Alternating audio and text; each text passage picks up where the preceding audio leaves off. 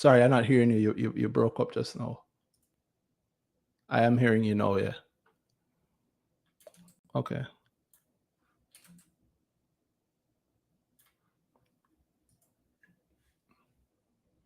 Mm.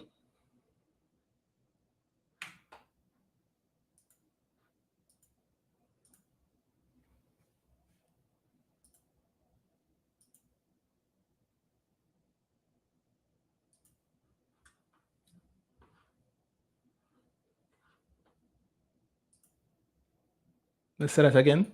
What would you add?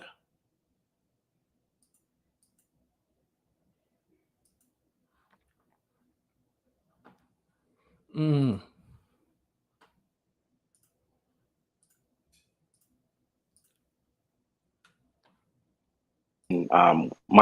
Math, if you follow me. I do follow you. I get what you're saying. Yeah, I because understand what it you're saying. assumes that the investor just puts like a 10 grand in every month. But if a person is putting in a lump sum initially and then puts in a certain amount monthly after, there's no way to do that on my money today. And that's the only thing I'd add to it. Oh, well, there's a few more things to add to it, though. I get what you're saying, and that will be there for premium users. But like, it's tiny team, tiny Yeah. dev team. So that's why it's been so limited. But yeah, you will see that ability and more as a premium user on my money JA very, very soon. Cool. I should say, I said very, very soon, but in time. But I get what you mean. It also should give you the ability to, let's say, change along the way. Let's say you say, okay, but this month I put in the change bigger of figure. amount, right? Exactly, yeah. Yeah. And it makes it a little easier for the user, which is I imagine that's what you want to do. But it's a good platform, trust me. In terms of utility, excellent. I hope. I'm happy to hear that. I'm very, very happy to hear that, actually. So glad you like it so far. I wasn't interested in speaking on a specific company. Mm-hmm. And as I said, I just was assisting with the dead air. So no problem. Thank you. Yeah, I very, just very want much. just that opportunity. I don't normally speak with the crowd on Fridays. I'm usually the listener, but just big up yourself, bro. And I know I've noticed, the naysayers, like some of us notice it. The words dropping here or there. Are people actively building accounts just on a Friday to come and say what they want to say? So some of us are not stupid. Practical investing works because it works for me. So continue to do what you do. And the average person that benefits and see the change in their portfolio will continue to say that to you. You get what I mean? Big up. So continue doing it, isn't it? Yeah, big up. I'm happy to hear that. So thank you very much. Cool. Yeah, thank you. By the way, for anybody else who is wondering, like I said, it's not a real big official broadcast. I just have some stuff I'm trying to test. The only way for me to test it is for me to go live, and so I had to go live. But it's an opportunity for you guys. If you ever wanted to ask anything, but it's not you didn't get a chance to ask, or you don't really get to ask during the typical time, during the typical Brick Talk when Danhai and I do it on a Friday evening. This is a chance to send a quick speaking request, and I will approve, and you'll hear me talk while I work. If you have any questions around this or anything at all, I'm more than willing to answer them. If you have any beginner questions, we don't always get to go into a lot of beginner questions at Brick Talk. This is also a great opportunity for that. Gnet asked some good beginner questions earlier, so I don't mind answering those. And if you have more complex or specific questions, I also don't mind answering those, as long as you don't mind me having a slower response time while I work. And I'm saying this realizing that I also need people to be on YouTube.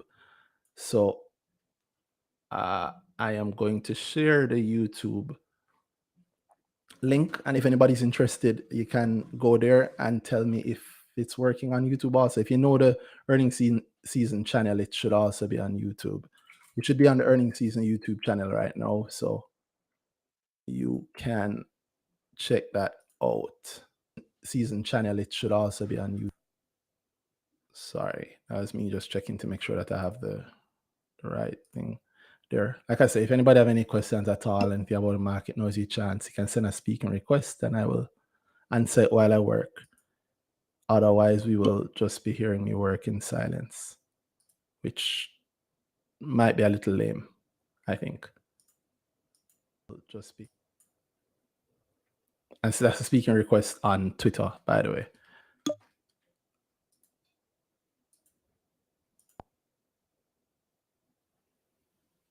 Or not.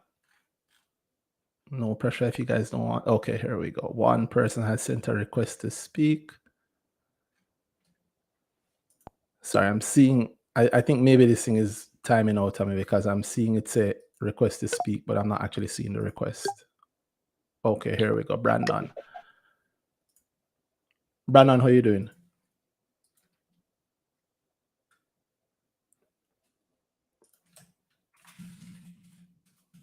Hey, Randy, you hear me?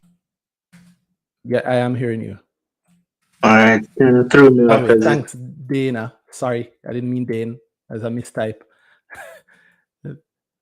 Thank you, Dana. Sorry about that, Brandon. You're saying something just now. What's up?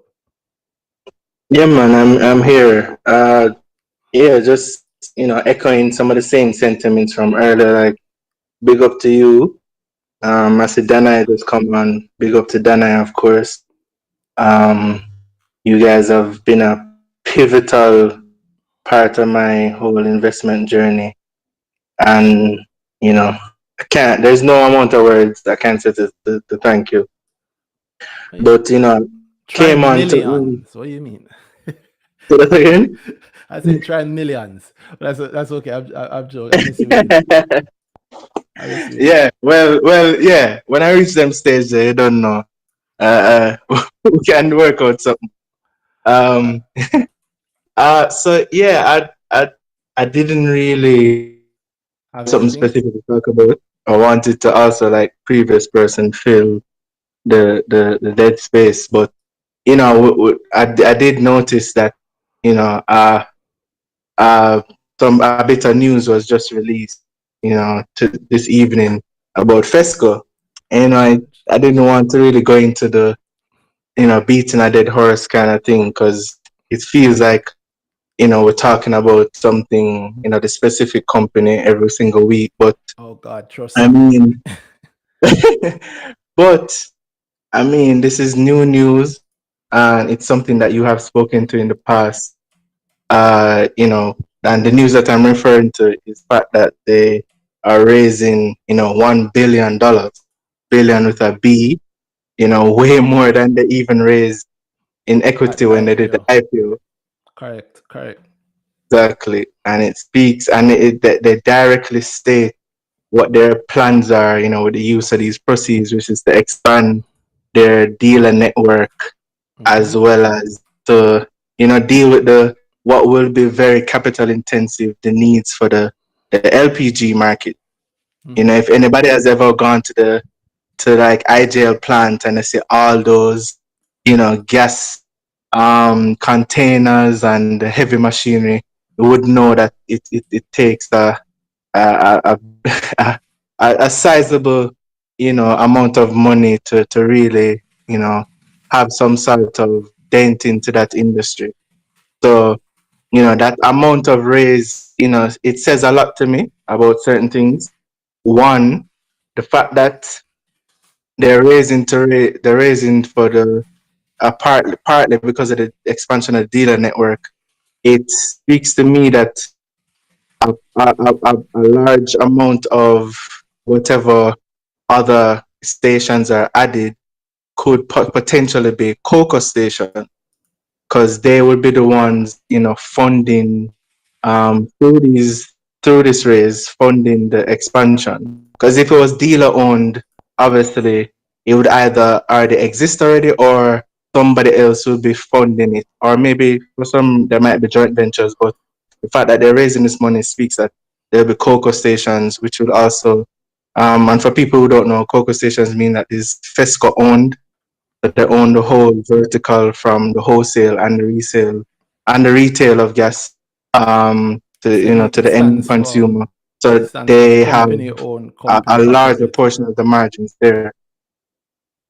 And as well as, it speaks to me that if they're aggressively, raising $1 billion and they're paying, and they intend to pay this back in 5 years. That speaks to where they believe both NCB and Fesco will believe that the company will be in 5 years to be in a position to pay back this $1 billion loan effectively, and to deal with the payments, which could also be paid off with a raise, which is something that you have also spoken to in the past. So it kind of speaks to the arc of the potential growth arc of the company, and where we can confidently feel like they're going in the next couple of years. I mean, True. the sky Well, really seems like it's the limit for them. true. Well, I mean, let's look at some of the hints in there. You're right. If you think you tired of hearing about Fesco, imagine me every single day. I mean, you guys don't hear about Yeah. it on Brick Talk on Fridays, but every single day, a DM, a message, people see me in real life, them say the Imagine phone me. call. Yeah, imagine Danhai, probably twice, Yeah. multiple times for the day. So yeah, but the a couple of points there you mentioned. One, the billion. Yes, they can do a raise on the market, but they are on the junior market, so they are limited. I think the most they can raise is either 240 or 260 million, because I used that to the rest already, which would still leave a sizable 700 odd million, right? So I don't, it's not like the reason is billion and them can then do like a rights issue to pay off the billion. I don't believe that they can do that. The rights issue would still be a limitation, and the most that they could get up to is a 260 mil. But I suspect that they're planning, there are many ways to handle that, regardless of the limit, whether it be preference shares or there's loads of ways to manage that, or also that they don't have to manage it. One thing that stood out to me, meaning when I said they don't have to manage it, meaning that they can just, if it's debt that the company have, the debt that the company have, they could just keep managing it, right? They could just keep paying the debt like they can. Yeah. The 5-year corporate bond business, and the fact that it's listed on the private market is great too, but the 5-year bond says to me that the 5-year bond is interesting because they're in year one, really. So it's kind of aligning to the point of when their tax break, the first part of the tax break ends, right? Yeah. Yeah. So it says to me that, while they have that space in net profit, they have that space that they don't have to be paying tax on, that 25% room that they have. Why not use some of it to pay to service some debt, right? For 5 years. And if the billion is expected to be paid off in 5 years, if the terms of the bond is then paying it off in 5 years on $1 billion, maybe close to year 5 they could do the rights issue or APO to that. Or if you want to go further on the road of pipe dreams, and I'm emphasizing here, people, that this is pipe dreams, they could choose at the end of the 5 years that we don't even care about the half tax, let's just go to the main market and raise properly, right? Now I don't know that they'll do that. Exactly. Have nothing other than what you see in front of me here is what I also know. So it's just a good sign. It's a good sign to me. Along with that sign, another thing I tweeted, Brandon, was that was the director buying. The director is buying still on the date. Imagine that, on the 7th, of March, which is what, Monday? Yeah. The first business day after that very contentious Brick Talk. A director bought 2.3 million shares, and they bought it from the open market, right? That's the second most impressive open market thing I've seen from them. The other one was this one, that on the 4th of March, a director sold 5 million Fesco shares to the open market, and the open market ate it, right? Meaning that the demand is there for this to happen. Now, I'm sure there's probably not connected parties, because they would have had to say that, but maybe related parties that might have bought on the open market. But still, just the fact that 5 million crossed the market on the 4th, and that was a peak in terms of recent prices. In terms of since it's listed, that was a peak in terms of prices. That's impressive to me. And then on the Monday, for them to be buying back 2 million, the next business day, for them to be buying back 2 million, and notice again on the 7th, the volume was 9 million in terms of in terms of sales trades, 9 point odd million, and 2 point odd was a director. So there seems to definitely be an interested party or interested parties that are buying like crazy. Of course, I won't bore people going into that, but yeah, I'm with you there, Brandon. In terms of I don't think we're starting to see the limitations of this yet. But the usual, Randy, What's that? the 9 million units cross the market, and everybody decide that it that 9 million units were sold, but 9 million weren't bought. Exactly. Like on the wall and talk about Fesco dropping. Yes, it's dropping, but stop acting like people. So if somebody buy, you have if to sell it, somebody has to buy it. Just simple as that. Sold it to the abyss. Yeah, man. I'm saying back to Fesco. Something like that must be. Well, it's a thing I think people just don't think about, but that's a grow point. So people don't grow hear me talk about what sets share prices and the importance of following that principle through when you consider the market. And I think Fesco is a great example of that. And obviously the directors seem to be thinking the same, or they have some plan, but they're buying at heavy prices, right? If they're buying at the 792 day, which they were, and then buy at the 688 day, which they were. In fact, I believe one trade on that day was, I think, the biggest single trade on the 8th. Again, this is not an official session, so I can't say big up My Money JA as official sponsor, but you're looking on YouTube, you can see me using My Money JA to show you guys this stuff. You see how useful it is. On the 8th, the biggest trade was, there's a trade in there for over 1 million units somewhere. I don't know, I'm not seeing it now, but there was a trade for over 1 million units at some point during the day, and that was at 699. At 699 that trade happened. And yeah, if they're buying at 699, them obviously know something that the rest of us don't know. And good for them, whoever they are. But yeah, tired of Fesco. Anybody have any questions, anything, send a request to ask you questions. We'll be more than happy to take them. I'm me, and I'm putting Danhai under pressure. It's not an official Brick Talk. I am testing something. I'm testing. So if you're also watching on YouTube, let me know if you are hearing us with a delay, although there shouldn't be any delay happening.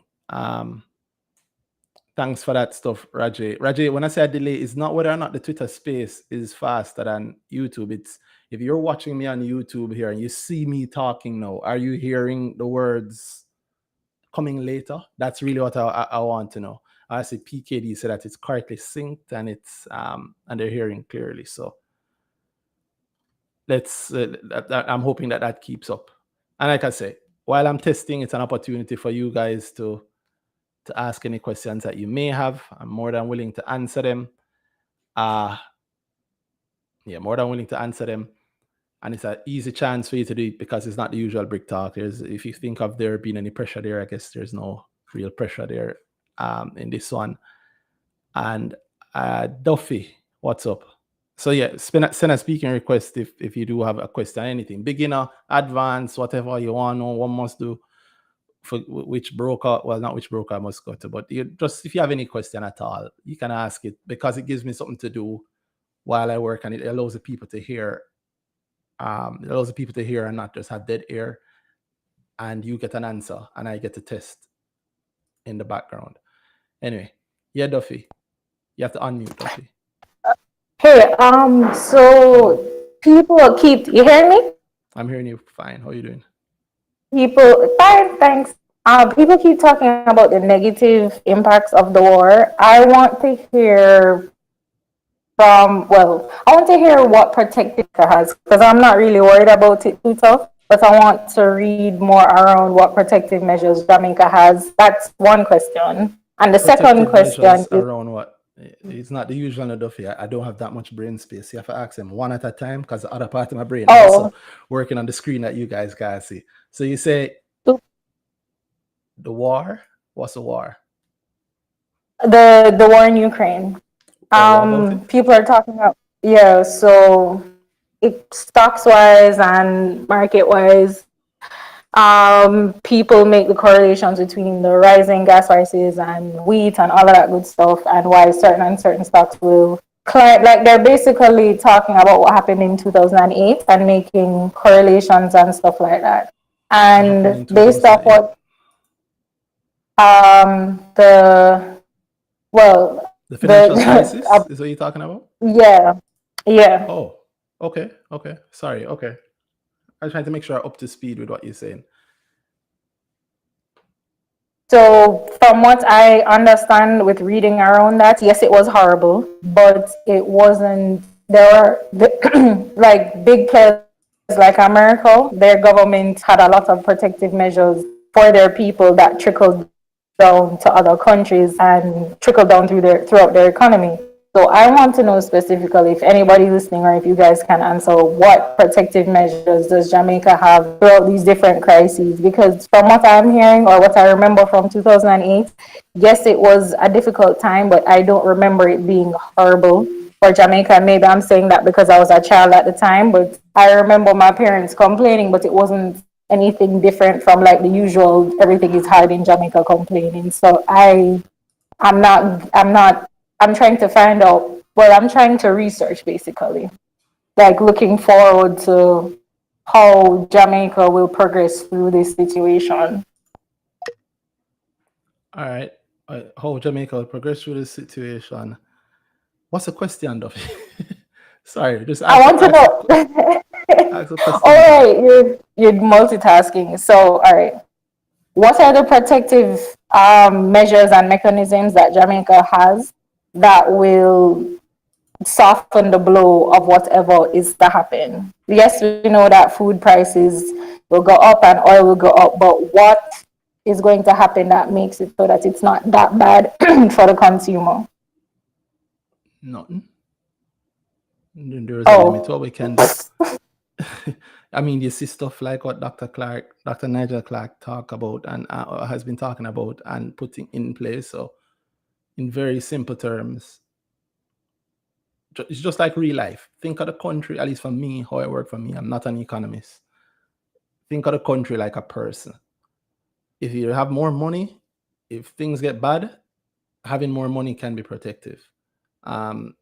If a lot of the people if unemployment goes up and you have more money, so if you lose your job, but you're a rich person, you're wealthy, you have money in the bank or wherever, then you don't necessarily, you're not on your face just because you've lost your job, right? You have a bit of a safety net.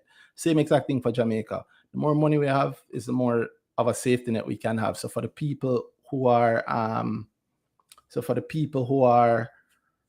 at the lowest point of I don't say lowest point of society, the people who are at most risk, right? So the people who live hand to mouth, maybe really have to work. You remember, like when the pandemic, when we still believed in,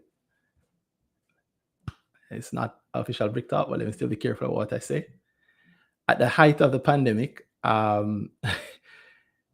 we at the height of the pandemic, a lot of people weren't working. Unemployment had gone up, and there's a lot of talk, especially online, especially on Twitter, about how much we need to lock down. And the reality, that many would tell you who know, is that we literally don't live in the kind of country that can lock down. There are people who get up every day, and when they get up in the morning, they have to go out and work to get the money so that they can eat that day.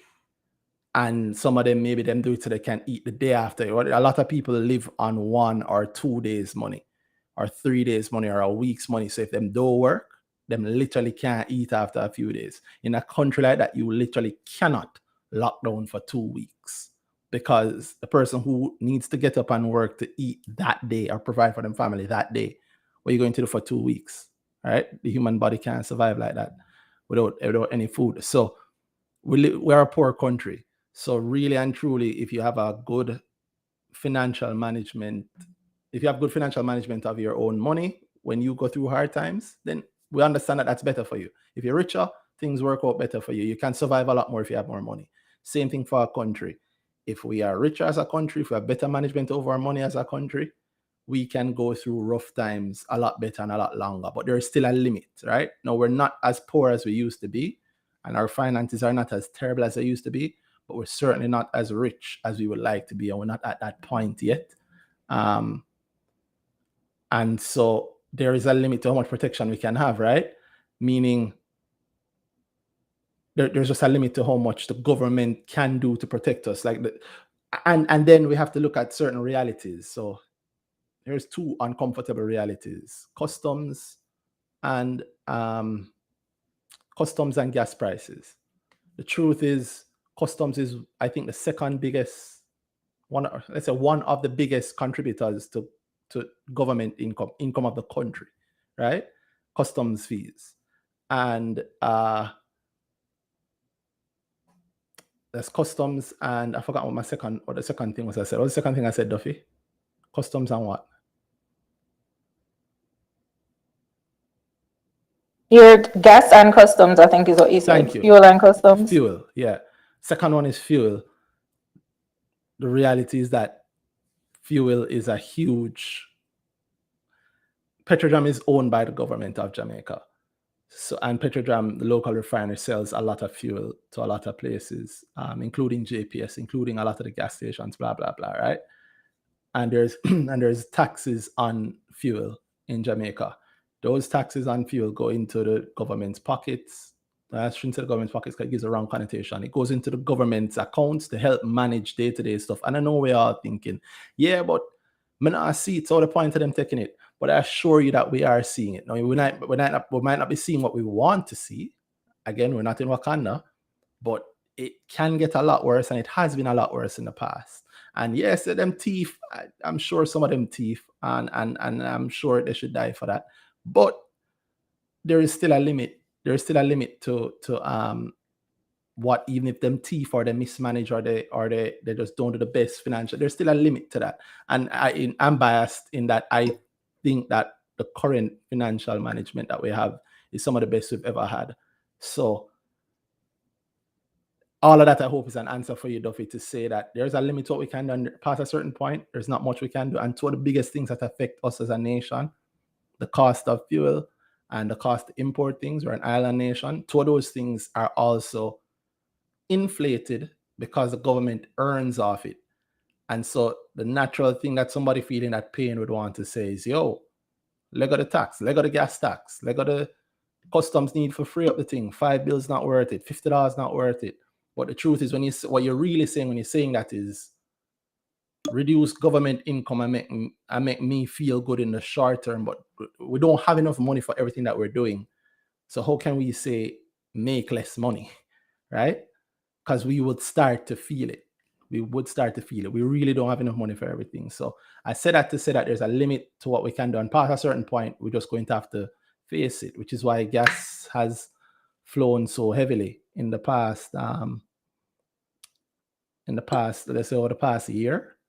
I mean, this has been on Fisco since it listed. This is the box here on My Money JA showing what the gas prices are as at a certain date.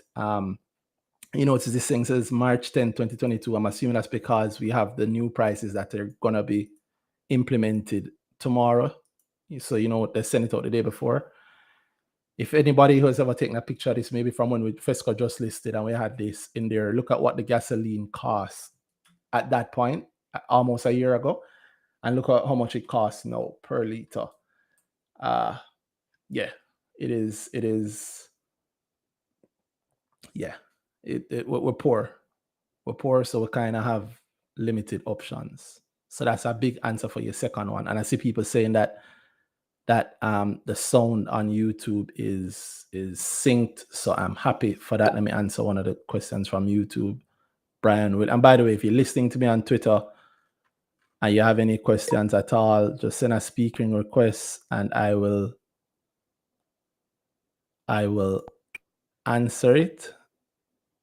I think maybe you sent a speaking request before and I just not seeing it.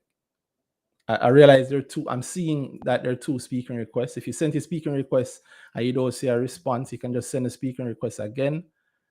There's a bug, but and I'll try and answer the question. Duffy, I know you said you had a second question. Before you give me the second question, I'll answer Brian Williamson's one. My thoughts on, all right, I'll take your second one before I do Brian Williamson, since it's in a complete other direction. What's the second question, Duffy? Oh, well, I don't have it anymore because you answered it basically in the explanation that you gave. It put my mind at ease basically because what I was reading, what you were saying about the government not being able to do too much, I noticed that in times of crisis where the government actually provided tangible aid, it made the situation worse in the long run because people hoarded that money that they got and they didn't reintroduce it into the economy.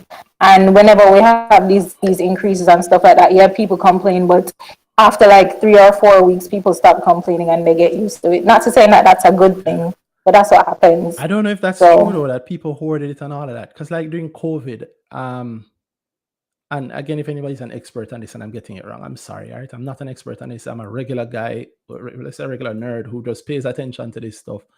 And so I'm working from memory here. But I think during COVID, like the path page. Oh, wait, I'm not talking COVID. In my mind, I'm making specific reference to the 2008 situation because that's the closest thing that's parallel to what's happening now.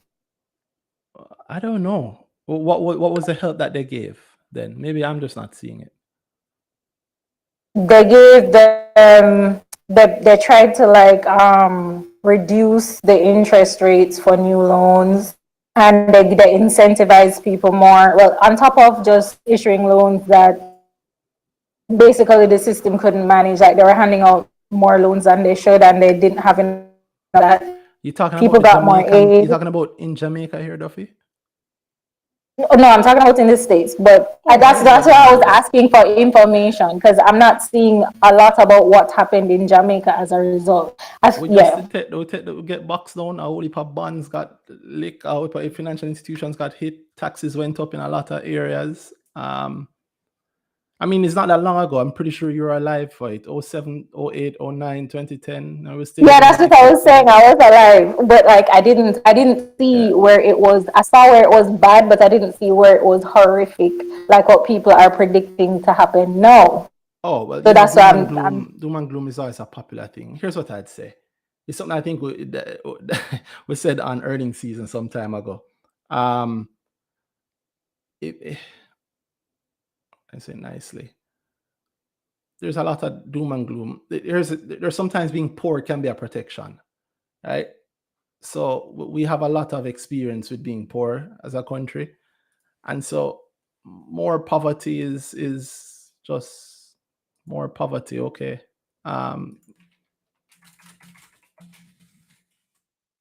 more poverty is just more poverty. We kind of experience with handling it. So if you had it's like when, okay, I'm bringing the parallel of a country being like a person. If your rich brethren tell you, say, yo, I've lost all this money in the Barbados bond or the digital bond drop out on me, my God, I've lost 40% of my money. If I was too poor to buy that bond anyway, oops, okay, it don't really hurt me because I wasn't involved. It don't hurt me directly. So yeah, I don't know, doom and gloom, the sky is falling. I think there might be real effects of bringing it back to your first point, of the war, and we've seen some of it with the increase in gas prices worldwide, oil price hitting gas prices, and of course we're seeing the continuation of the COVID-led inflation.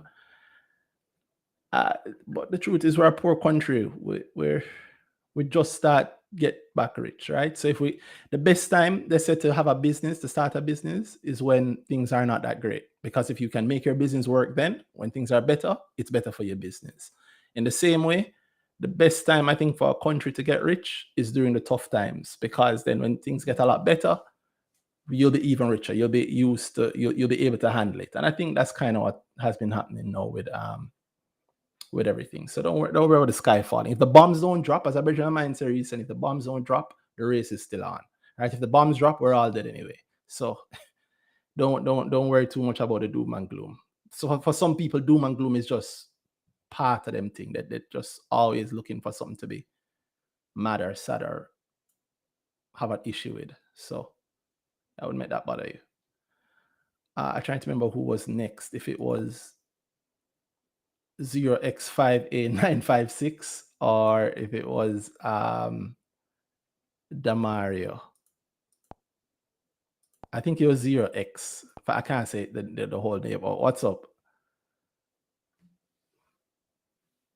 Give me a second. All right. You hear me? Okay, yeah, I'm hearing you. What's up? I have a question here. Let me pull it up. Hold on. Someone is asking if like how stuff returning back to normal, if you plan to have face-to-face grow again anytime soon. Yeah. I can't believe it, but I actually miss people too. So hold on. Sorry if you guys hearing some feedback there. Yeah. I kind of miss people too, and I miss doing grow face to face. It is.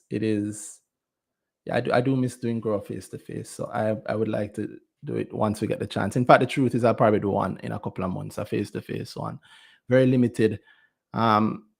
I'll follow COVID protocols or whatever. Maybe I can find somewhere with that nice open air. But yeah, I would like to do it again. And I've been trying to concentrate also a lot on my subscribers, the people who do the monthly grow subscription. So I'll probably start with them. I have like a nice little private evening with them where kind of like this. We do a chill thing every month. It'd be good to do a chill thing one-on-one. And also this idea, I think it came from Top Striker Shan. Big up Shan if it came from her, even if not, big up Shan, about doing a Brick Talk live. So we do it on Friday evenings, which was cool when everybody was locked down.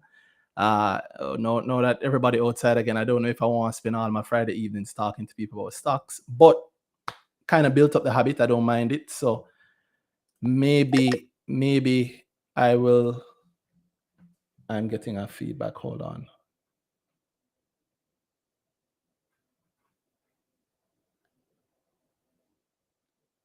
I'll almost certainly do a.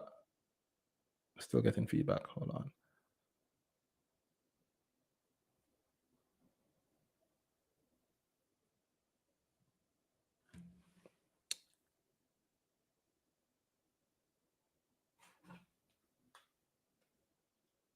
But yeah, I will almost certainly do a Brick Talk in person at least one time just to see what that's like. Maybe somewhere nice. Maybe somebody have a nice bar and they want us to come by. We can do an evening there.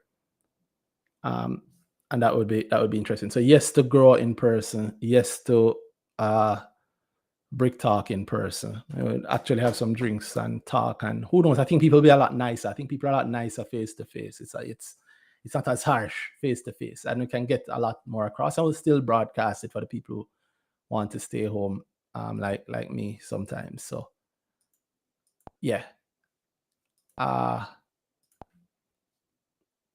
Was it one of two questions, or you had more than one question? Just the one.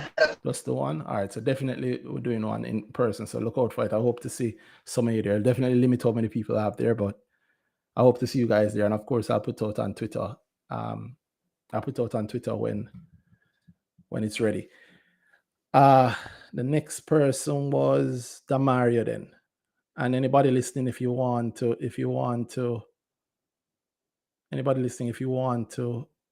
ask any question, it's just a test broadcast. I'm trying to sort out that delay between YouTube and Twitter for the people who just listen on YouTube or just watch on YouTube.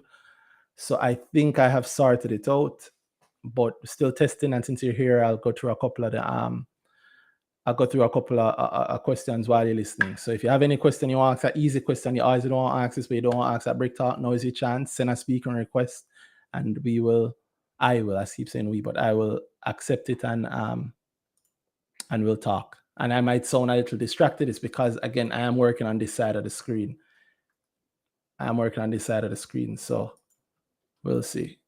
Hey, Andy, can you hear me? Yes. So Who's that? I have Damario? a Yeah, quick Damario, what's question. up?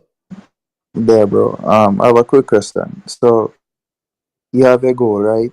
How do you go about choosing a target price for a company? So, for example, the goal is 50%, and you want to buy a stock. 50% in what time? Yeah, and you want to What buy a time? stock. How do you choose your What time? price? What What time? 50% in what time? Let's say 6 months. Okay, so your goal is 50% in 6 months, and you decide that you want to make it from the stock market, which is smart because very few things are gonna give you 50%. Very few things outside of stocks will give you 50% in 6 months. All right, and you want to know what is the thing that you think you want to know? You want to know what? How do you choose your target price for the company? Or target price? Well, I don't choose a target. What's a target? When you say target price, what do you mean, Damari? And I know you've done grow, so what do you mean when you say target price? All right. So, for example, let me use a real life example. CPJ sales at $13. You want a 50% from it. What? See, immediately you know you're making mistake one. You want 50%. The goal precedes what you want. We can't control whether, and very few people have enough money and shares to control a stock's price. It is a very difficult thing and expensive thing to do.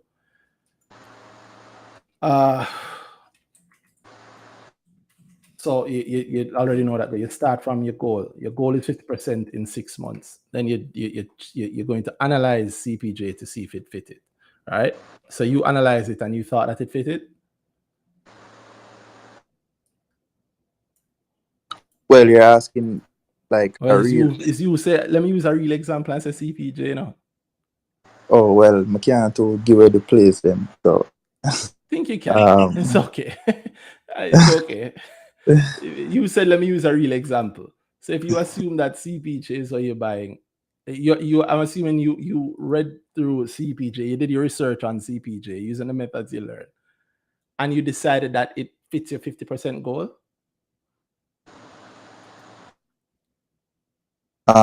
Yeah, definitely. You see how you sound iffy? Why you sound iffy? No man, I'm not iffy about it. I'm pretty sure about it. You're pretty sure about what? That it can provide about 50% in 6 months from about $13. From about $13. It's at $13.90 today. So you think the $13 is $13.90, you mean? No, $13 flat because. Oh, so so when you are analyzing it, you are coming in at 13. Yeah. All right. And you were pretty sure that it could give you 50% in 6 months. So that brings you to like somewhere about $20, right? Yeah, based on my analysis. Or what you call target price. With all that said now, what were you calling target price? The goal basically, I guess, looking at it and say, if it can really give you 50%. Wait, help me out. You say 50% is what you wanted ahead of time. You looked through CPJ, you analyzed it, and you saw that where it could give you 50% from 13. So carry up to 20. 1953, but carry up to 20 in 6 months. That's what you saw, right? Well, let me try word it a little better. No, man, you've worded it fine, and I'm deliberately rewording it. Do you realize what I'm doing? That's why I keep asking why you're stopping now, because all I'm doing is saying it back. Remember, your question to me was, how do you work out the target price? Right? But it sounds like you already have worked out your target price. But that's why I ask you, what is target price when you say it? Okay. Target price is the entry price and exit price. Those are the only two prices there. And if you say that you really seek giving 50% in 6 months, it says to me that you analyze it and you saw it heading. You can see it going 1950. So to me, it sounds like 1950 is the target price because that's 50% ahead of 13, right? Yeah. So that would be target price if I'm understanding it right. But then I suspect that that's not what you meant by target price. But then it's only two prices, entry price and exit price. Yeah, that's definitely it.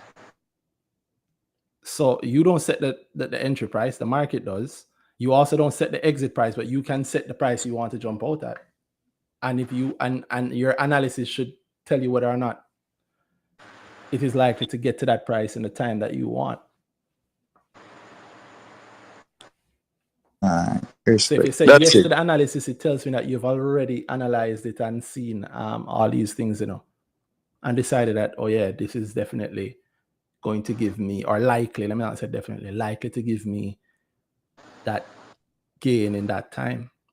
If you Yeah. never approach it that way, then you're making a very common mistake, but you know how to fix it now. It's not CPJ can give you 50%. It's I need 50% and let me find what's going to give me it. And then your analysis should show you what you think will give you. Okay. All right. I think that's it. Yeah. Okay. You sure? You still sound iffy, so I would really want you to get your answer. No, man. I think I'm pretty clear, right? Okay. All right. I hear people talking about CPJ much, like not the hype stock currently, but that's good for me. I think I've openly said that I own shares in CPJ, and I'll probably buy some more. I think the only thing that could stop me from buying shares in CPJ now would be an APO. And then even then, it depends on the terms of the APO. But my CPJ average is so low that because we saw the movement way ahead of time. And these guys are looking so good now. People forget about them because the hype not on them, right? But if you check those headlines, tourism after tourism after tourism after tourism headline, biggest tourism drop, meaning the most amount of tourists in the country in one day and over one weekend was, I think, 2 or 3 weeks ago. And that 2 or 3 weeks ago, so that's what, mid-February, let's say, or late February. And CPJ likely gets a cut of almost all those tourists just because of its footprint in the tourist industry. And that's just in Jamaica, and they have a footprint outside of Jamaica too, right? And that's February. So I think the Q3 is likely to be very, very amazing. And we will find that out in May. Well, in 2 months and 5 days, unless they drop it early. Pick up again my money, JA, for giving us stuff like that. So in 2 months and 5 days, they'll tell us how good this quarter was. But if you watch the news, you can already hear how good this quarter was. And something interesting about that as well, Randy.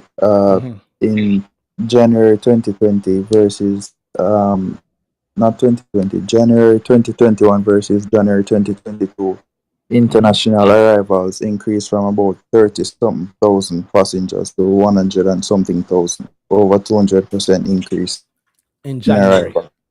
Yeah. And then in February, we set a record for the most people since 2019, which is pre-COVID. And now we're in March, and I suspect things are going pretty well. When is spring break? That's the way I think about it. You've heard me talk about this stuff before. You've done also advanced course. So you know how I analyze it and the things I look for. So you also heard me say act surprised when them report these strong numbers. Their PE currently is at 17.5 times, and that's at 13. And if you remember, the PE was over 100, right before February 1st, the PE was over 100, and then they dropped the second quarter report, and boom, look where we are now, and the price has fallen. And people think I get sad when something good drop in price. You haven't been listening to me long enough if you think I get sad when something good drops in price. This is a fairly valid stock now. Depending if you using the right fundamentals, this is a fairly valid stock. Use common sense, it might seem very undervalued, but speak to your advisor about that. This is definitely not advice, and I'm definitely not an advisor. All right, Mario.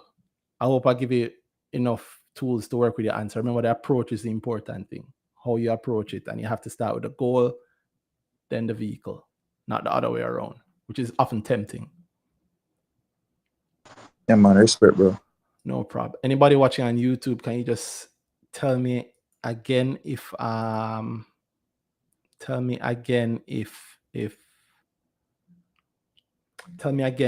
if it's still in sync, if you're hearing the people on Twitter fine, if you're hearing me fine, if there's no lag between my voice and the people on Twitter's voice.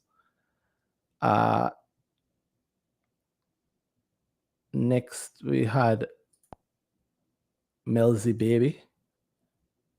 Shania says it's still in sync. Thank you very much, Shania. And Matthew says it's good. Thank you, Matthew.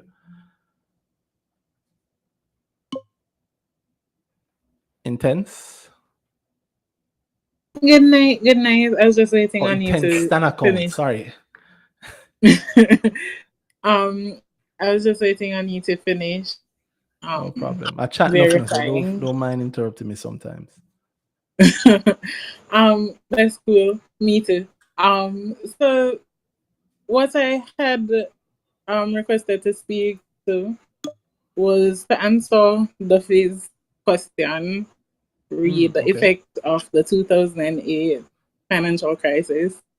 Okay. Yeah, but she gone. Well, she's probably still listening. Maybe she'll hear this, or it's on YouTube, so maybe she'll hear it then. Yeah. So a lot of the variables that were affected are macro variables, so like inflation, poverty rate, unemployment rate, stuff like that, and crime, obviously, unemployment, all of that. Can't leave out the crime. Right. Besides, this is Jamaica. You really can't do without the crime. You have a license going? Yeah. Yeah, have millions. Yeah, you're not free. You have to start from this one. Corruption. Straight fact. Oh my God. All right. Yeah. Anyway, so yeah, pretty much people got poorer. Things went unemployment rates increased, inflation decreased. And of course, we know there's an inverse relationship between those two variables. And crime rate increased, poverty rates increased, especially in Kingston, and of course rural areas, stuff like that. It was just those type of things that were happening. But then because we weren't seeing like major drop in unemployment rate before it happened, so that's why she probably never really noticed not more than a regular parent bawling about prices or things hard in Jamaica, because there wasn't much improvement leading up to that point, which is why I think the effects of the war, what I'm expecting, of course, with food insecurity and wheat, grains, them basically feed into just about everything we eat, and not just the bread and the rice and the corn and the cereals. You have to also think about the meat, because chicken feeding, I can't make it. Pig feeding, well, the type that I use, corn make it, grains make it. So you have to consider, say, the meat pig feeding prices that you use, is that what you said? increase. Yeah, Maurice pig. Say money up. How much pig you have? Not necessarily. That's what people out there money up always say, not necessarily. how much pig you have? Just easy, man. Enough. All right. You should say not enough, but all right, cool. Actually, fact, because I'm going to do some buying month end, so not enough. But true. As in, you're going to buy more pigs? Yeah. How much a pig cost? The baby ones, if I'm getting it, or if I'm getting them already dewormed with all of their shots, it's anywhere between 10,000 and 15 per pig. So you're getting them dewormed 10 to 15 grand for a pig? Yeah. And then how long them take to get big? You can sell them at like 10 months, going into a year at most. That's what recommended by RADA and 4-H. So anywhere between 10 to 12 months. How much you can sell them for if it grow good? Well, sorry, yes, I'm not really trying to find out your money. I'm trying to understand the pig business. Yeah, Morella is. Because I get them questionnaire often. Well, often enough. Yeah. So, a big pig, healthy body pig, not fat, lean pig, can weigh anywhere between 180 and, somewhere near 230 pounds. And if you sell it, like by the pound to individual retailers, you can sell, anywhere between $3.50 a pound and $3.80 a pound. So you can do the math. And if you buy the feed in bulk from places like Peprod, it's cheaper. You can buy the 50-pound grains and it's cheaper. One bag of feeding, one regular bag of feeding is somewhere near 2,500, 2,300 in some places. And Separate you have really make to, the money there, so then. Cause 10 months of that. Yeah. yeah. And separate raising them prices. Yep. Some would I really want get ahead of that. I really want buy some more. Yeah, you Maybe can't buy in bulk because it will spoil, right? No, it not spoil. How long it lasts for? Well, it depends on how many pigs you have. Okay. No, I mean, yeah, I mean, then eating it's not going to spoil. Yeah, but I mean, like, if you're keeping, let's say I bought a lot of pig feeding. I mean, how long does that last? So there's no life on it.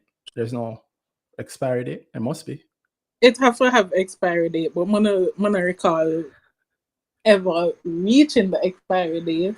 Oh, because the pigs will eat it up by then. Yeah. All right.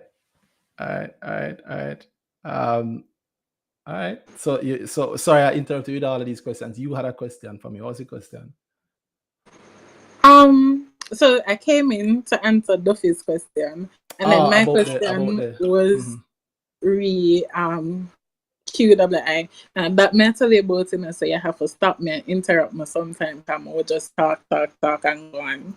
No, that's good. No, I know about the pig business. I know all of us know a little bit more about the pig business. What's the QWI question that you had?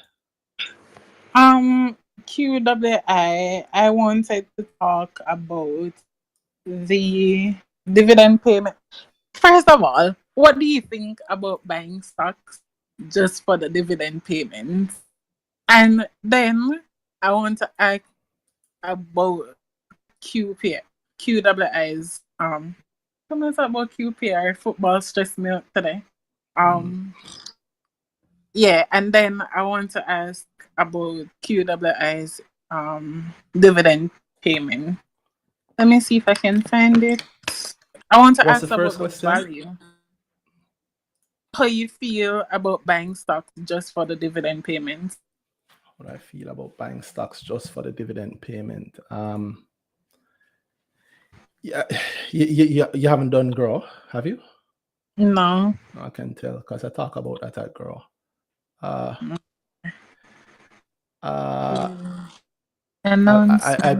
You should do Grow, by the way, right? Trust me, you should do Grow. I'm not just saying, especially as somebody who's doing a business hustling. Trust me, I'm saying that to you. Like, I'm biased. I'm biased, obviously, but what I'll tell you is that if you do Grow and you don't like it, I'll give you back all your money. If you do Grow and it didn't make sense for you, I will give you back all your money, risk free. But I like, especially when business people do it, because the learnings that you're going to get from it to apply to your money and what you do with your business and how you start to mix those two.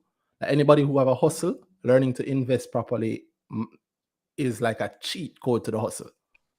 Trust me. Having said that, one thing with me, I'm mega hustle, so you should hustle.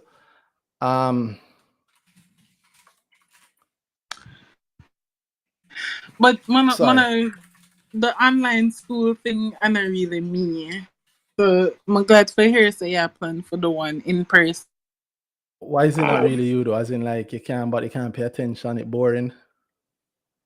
Boy, in last semester, the master's program was the worst thing I ever did in my life. Yeah, well, I've done a couple of my. What you do it? MBA?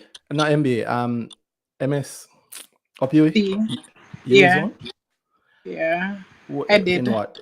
Banking, finance, econ? The last one. But I'm not an economist, and I'd like to state that for the record. I don't know anything about econ. I'm not an economist. Don't worry, most economists aren't either. Please, if you see me on road, don't ask me no econ question I don't know, and please do. I doubt that. Yeah, it can be rough. Grow is nothing like that.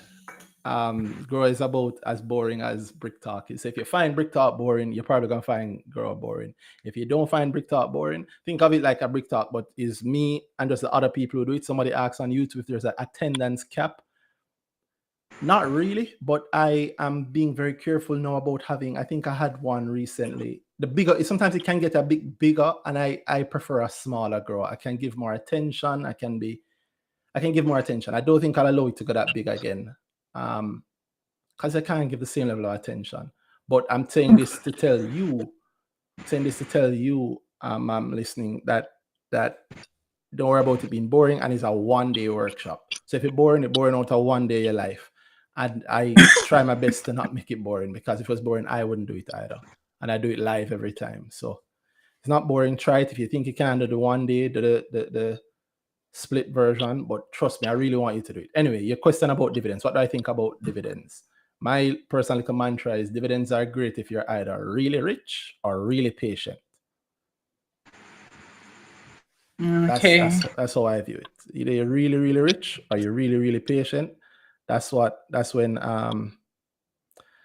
dividends are great. Otherwise, dividends are, again, my personal view. They're a waste of time for me personally.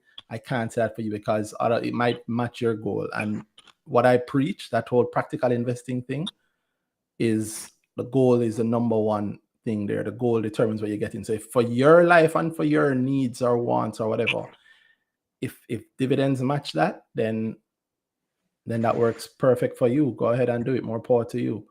But for me, I find dividends to be too slow. Like, what kind of money you're trying to make? You'd have to tell me your dollar figure. If you worked out on percentage, how much money you want to make for the year? Oh, yeah. So at that now, would I have to define goals and Beer things. Come grow on, man. Come grow, and let me say, tell me, say me are the pig lady, the intense fan. All right. And if it finishes, you say, Randy, this is a waste of time, I give you back every single dime. So it's risk-free to you outside of the time that you spend learning. But I assure you, I will ensure that it's not a waste of time. Come to grow, and you'll understand a lot more about what you need to do. And you'll understand why I said that dividends are a waste of time. But simply put, I mean, biggest dividend last year, and I had worked it out in a method that I use, calculating all the dividends, came from Carreras, and the biggest dividend was a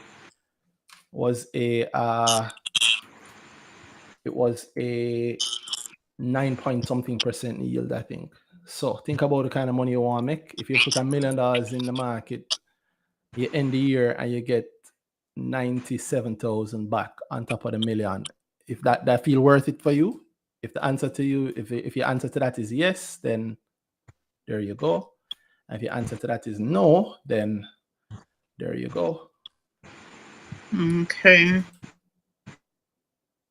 Okay. All right. Say less. You were talking about careers just now, and then me that asked you one question, and it gone. So, okay, well, that's okay if the careers question gone, but you did have another question around QWI, I believe. Yeah. It says that the dividend will be 3.5 cents per So share. by the way, big up you. Privately, I've said this. All the people that yap about dividends, I don't hear any of them talk about QWI. You're the first person to ask me about QWI on a dividend point. I respect that. I have a lot of respect for that. Why? Because as I think you're about to tell me, QWI has declared a dividend, the first dividend since IPOing, and it's, I think, 3.5 Jamaican cents per share. Okay. That's what you're going to ask? Yeah. You're going to ask what it was? By the way, if you want to find out, or to ask a question anyway, even though I'm going to answer it, ask the question anyway. No, I have it in front of me, but it said a dividend of 3.5 cents per share. And I wasn't sure if that was just 35 cents per share or actually 3.5 cents per share. But now that I'm actually looking at it, it's 3.5 cents per share. What did you thought it was what? How much did you think it was? 35 Oh cents yeah, per share. wishing. You start to see why I said that dividends are a waste. Yeah, generally. Yeah. When I say a waste, I get a whole heap of people vexed with that. But when I say a waste, I mean It's for the patient and for the or rich. the ultra rich. Or the ultra Yeah. rich. Right? I mean you buy QWI at $1. That's a dividend payment of 3.5%. Now, if you put $100 million in QWI, that's a dividend of $3.5 million coming to you. That's some people's annual paycheck. That's more than a lot of people get paid in a year, right? And that's a dividend coming to you one time if you have 100 million, aka the ultra rich. Or if you don't mind compounding this and putting it down and leaving it, and you get the dividend, you take the money and you buy back QWI shares with it, and you leave it, and you're willing to wait 20 years. It also works really, really great that way, right? So either the ultra rich or the ultra patient. That's who for me dividends are good for, in my view. But your view might be different. That was the question, right? There you go. Yeah. So the question was really grow, and you were mentioning your calculations. Do you teach us, or do you teach how to? Okay. Sorry, you see me interrupting you? Go ahead. Do I teach what? Because maybe I just said yes to something that I shouldn't have. Do I teach what? The calculation. Do I teach the Oh yeah, no, certainly. Yeah. You leave grow with not like the ratios and stuff. I don't do like that rubbish. Meaning, okay. Regular people who have them 9 to 5 or them life or them busy, they don't have time to sit down and do all of that stuff. I teach a very practical form of investing. I say if it is for you, if you can go shop and come back with the right change, then you know enough to invest successfully. And that's the kind of thing I teach. I do touch some ratios way in the end. By the time I touch it, you understand it. And I do this for anybody. So if I'd say grow is built for the people who are afraid of maths. So if you're somebody I'm afraid of maths more, and I see the number, then my eyes start water. That used to be me, believe it or not. So if that describes you, then grow is built for you. And yes, I do teach all of that stuff there, but I put it in a very practical way so that you'll be able to understand it. At least I try to. You've seen some of the people who've done grow talking about how it has worked out for them.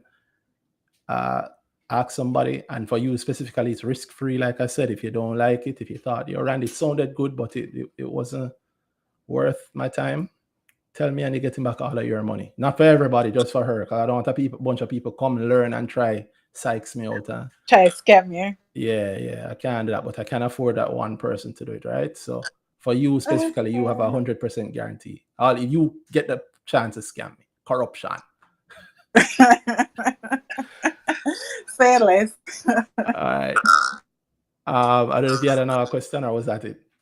No, that was it. Thanks for entertaining me. No problem. Thanks for allowing me to keep doing the test. And now let me just try. It was like 2 seconds. There was like a 2-second difference whenever I speak YouTube versus and the when you see me talking. On the broadcast, but the sound from YouTube and the space is the same. Okay. All right. That was when mother just like talk. Okay. All right. Yeah, mother come off of the broadcast, come into the space. No problem. All right. I'm still trying to work out the kinks on this. And anybody have a one question, like I say? Me. Hi, Randy. Hello. Good evening. Good evening. Moon Princess. Just Queen Summer. Yeah. It's Summer here. Yeah. I was asking, like, with the new bills, they gave out new bills in Jamaica and all that. I didn't really listen to the space with Nigel today, but I'm asking as it relates to the stock market. Are they going to regulate? Because I know printing too many bills or too much bills, it increases inflation. So are they going to regulate even with the $2,000? Are they going to regulate it so much that it doesn't cause inflation to increase? And how does that affect the stock market? Yeah. You hear the economist a while ago say that she's not an economist. I am certainly not an economist. But Dr. Clark was asked about the new $2,000 bill on the space. I did listen. And he said that he doesn't expect it to affect inflation at all. Funny enough, I made a tweet about how, the theory of Brooks said that between you broke the $5,000 it done, and a grand really don't last much anymore. So there should be something in between the two. He said, he didn't say it that way. He said it a lot more properly, as you'd expect from the honorable finance minister to say, the well-qualified guy. But it pretty much was the same thing, that there needs to be something between the two. He made a reference, I think, to people at a shop, and how kind of said the same thing. Give them a $5,000 and they don't want to give it a change because they're using up all of the free cash. And then sometimes you might not have the grant. So there needs to be something in between the two, which in my amateur view goes to show you that all of your econ ideas need to come back to real life or them don't make sense. But again, I'm not an economist. I can't. But is it facts? But I trying to look for a word, not value, but does it make sense? Like, is it making any type of sense? That's what I'm asking. I suspect that Dr. Clark is better qualified than me to say if it makes sense. And he is one of two ministers in Jamaica that require that the constitution says that we have to vote him in. So he has to be a sitting MP. He's also my MP for my constituency. So that's also great. And I'm telling you all of this to say that if you think that he does you'll be able to tell if it works or if it don't work in a couple of years. And next election, if you think it's not right, then you can vote him out. But again, in my lifetime, I've seen quite a few of these guys. I do not do that. I just wanted to know if it makes sense for the economy and our stock market day and stuff like that. I do not subscribe to the. So yeah. I can understand that. I tell you to consider changing that view though. However, to me it seems like it makes sense. And it's not. I think maybe the effect that you're worried about is like if we had implemented a $10,000 bill. We already have the $5,000 bill. And I don't know about you, but I don't see many people walking around with $5,000 all the time. People walking with $1,000 bills all the time. So maybe the $2,000 will help. I don't know. They look pretty to me. I think it's cool. I don't know. What do you think they'll call it, $2,000 bill? I don't know. Jamaican them homophobic ways. I don't know what they go call it, but Y2K, I can imagine a few bills, as my cousin say. A few grand. Yeah, few grand. Few grand. Y2K, I think they'll call it. Or we'll see what they come up with in time. All right. That's my only question, though. Thanks for answering. The last thing, I'm going to do the girl thing. Just give me a little time, to save up here. I mean, me have to save it. You'll get a chance. But like how you give her that nice deal for stay, you should do like it. I give her back her money. Me just say, you should put it out there for just me and her alone, and that's it. I'm praying for you. Best of luck. All right, thank you, Andy. No problem. Again, I would just like to just bring a little clarity for you and for anybody else on the live. It comes down to the inflation rate. Who is this? Ronil, by the way. Hi, Ronil. Ronil, could go through the order now. Oh, sorry. Yeah, not that you're wrong. It's just that we have at least two people waiting before you. Sims. Okay. All right, let them go. I was going to clear up someone's query. Well, if they're okay with it, I think the next person is Sims. If Sims is okay giving up her spot, at least for the early point. Sims, are you? No, I want to go back to sleep. Jano Ronil. Yeah, man, she can go ahead. All right, Sims, what's your question? All right, so I think I was going to make a point because when COVID just came about, I was in retail, and drop that new you know how everybody would have been the tissue saga, where people were hoarding tissues and all that.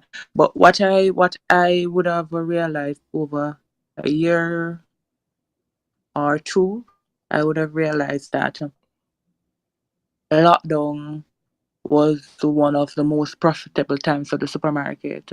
You think We so? made tremendous money during that time period, even during the whole COVID. So, back to what Derby was saying, that inflation and might affect us, and yeah, inflation might affect us, but as you had pointed out, people will find money to spend, whether it's from debt or from savings. Well, I mean, it's not automatic, you know. Let me be clear. Prices can rise to the point where we start manage, you know, again, not an economist, but you know, talk about the discretionary spending. In other words, if you use the stuff you like and you use to spend on that's not really necessary, if things can rise to the point where you stop spending on that. So I start going partyless because I literally can't afford it.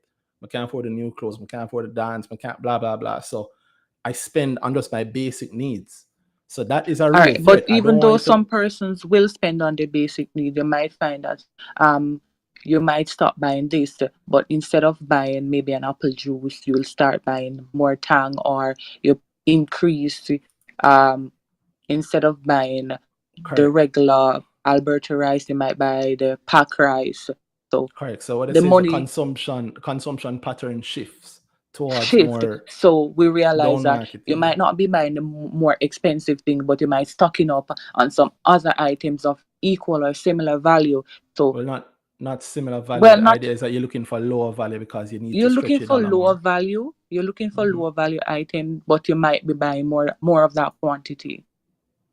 Not if it's your So base need. If me use X amount of rice every week and I'm poor and I'm living near hand to mouth or hand to mouth, but yeah, I but just yeah.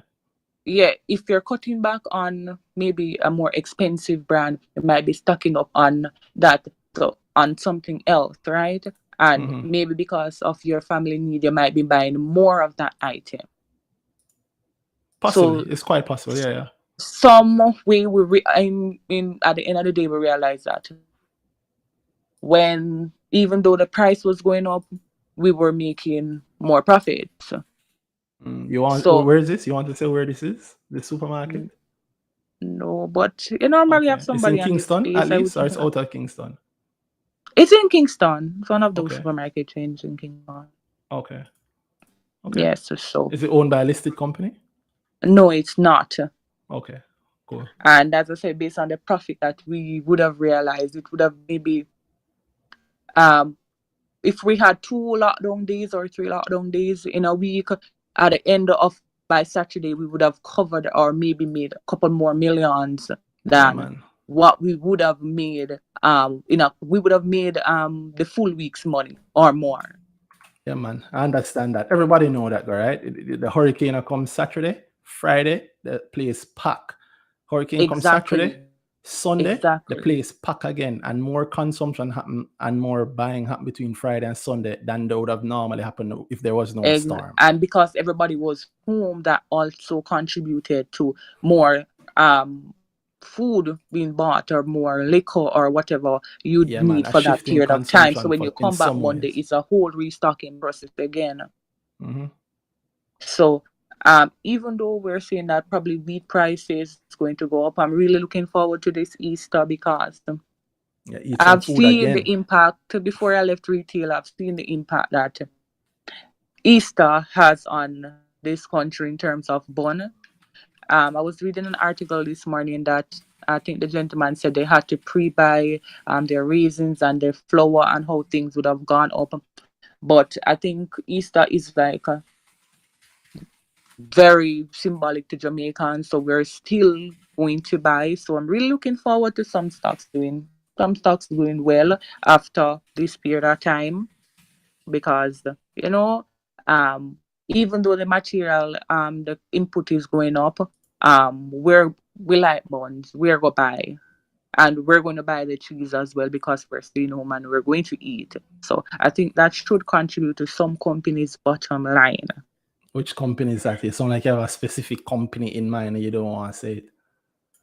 You would have mentioned Honeymoon, Purity. I think they're, based on what I've seen, those were 2 of the, apart from the HTB and so, those bonds were affordable. They should be more affordable in this with the increase based on comparison to the other products in the line. So do expect to see increase sales or profit for these companies.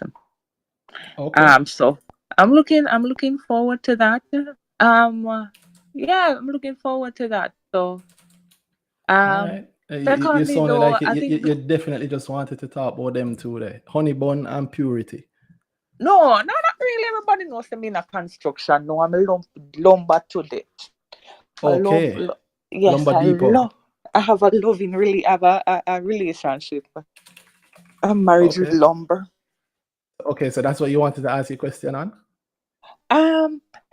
Yeah, I'm looking forward to the financial report. I know last year it was pretty flat, but they did explain it that it was in regards to the lockdown days, and I could relate because based on how purchases were and the limited amount of staff that came in on those days. So, do you have the same outlook? I don't work for lumber, you know. I'll tell you this. Here's an easy hint. Blue Power seem to have had lower sales of lumber to Lumber Depot for the quarter that they just reported. And so that might be a good little leading indicator for you. Don't tell anybody I told you that though. That's the sort of thing that people who pay attention to fundamentals watch. So, but if you look on their other, where am I? If you look for their other income, 5.5 million versus 10.7 the quarter before. Now that doesn't necessarily mean that Lumber Depot's sales are down, and it doesn't necessarily mean that Lumber Depot's profit was down either, but it is something to consider. So I wouldn't be surprised if I saw a drop in revenue from Lumber Depot. I think those guys are skilled enough that they may very well have a rise in profit nonetheless if they manage to work it the right way. And it could also just mean that maybe lumber sales may have been down, but in other areas they may have been up. I think Carb Cement and Bertra also might have had I think revenue increases. You can check that stuff, but that's how I think, right? If you don't understand what I'm saying, you should come grow also so you Yes, can understand. I understand. Okay, you should still come grow nonetheless. You might be surprised at how I it can have help you. spoken about it. Probably You've one spoken of these about it. days when no, with my friends about doing grow. Well, Probably consider one it. of these I consider coming and Consider it. yeah, man. I will look into it, but yeah, You're good though. I'm here looking at the market. I saw a lot of discounts, so I'm will reevaluate my portfolio and see what other place I can go into. All right, you sound like you're really wheeling and dealing there, boy. Not with no man. Like I would have had lumber from last year. I would have tropical battery from the same time, maybe almost a year now. Most of my stocks have been. I have JP. Those from way when. I've stocks pretty You have long. whole heap of stocks, then, man.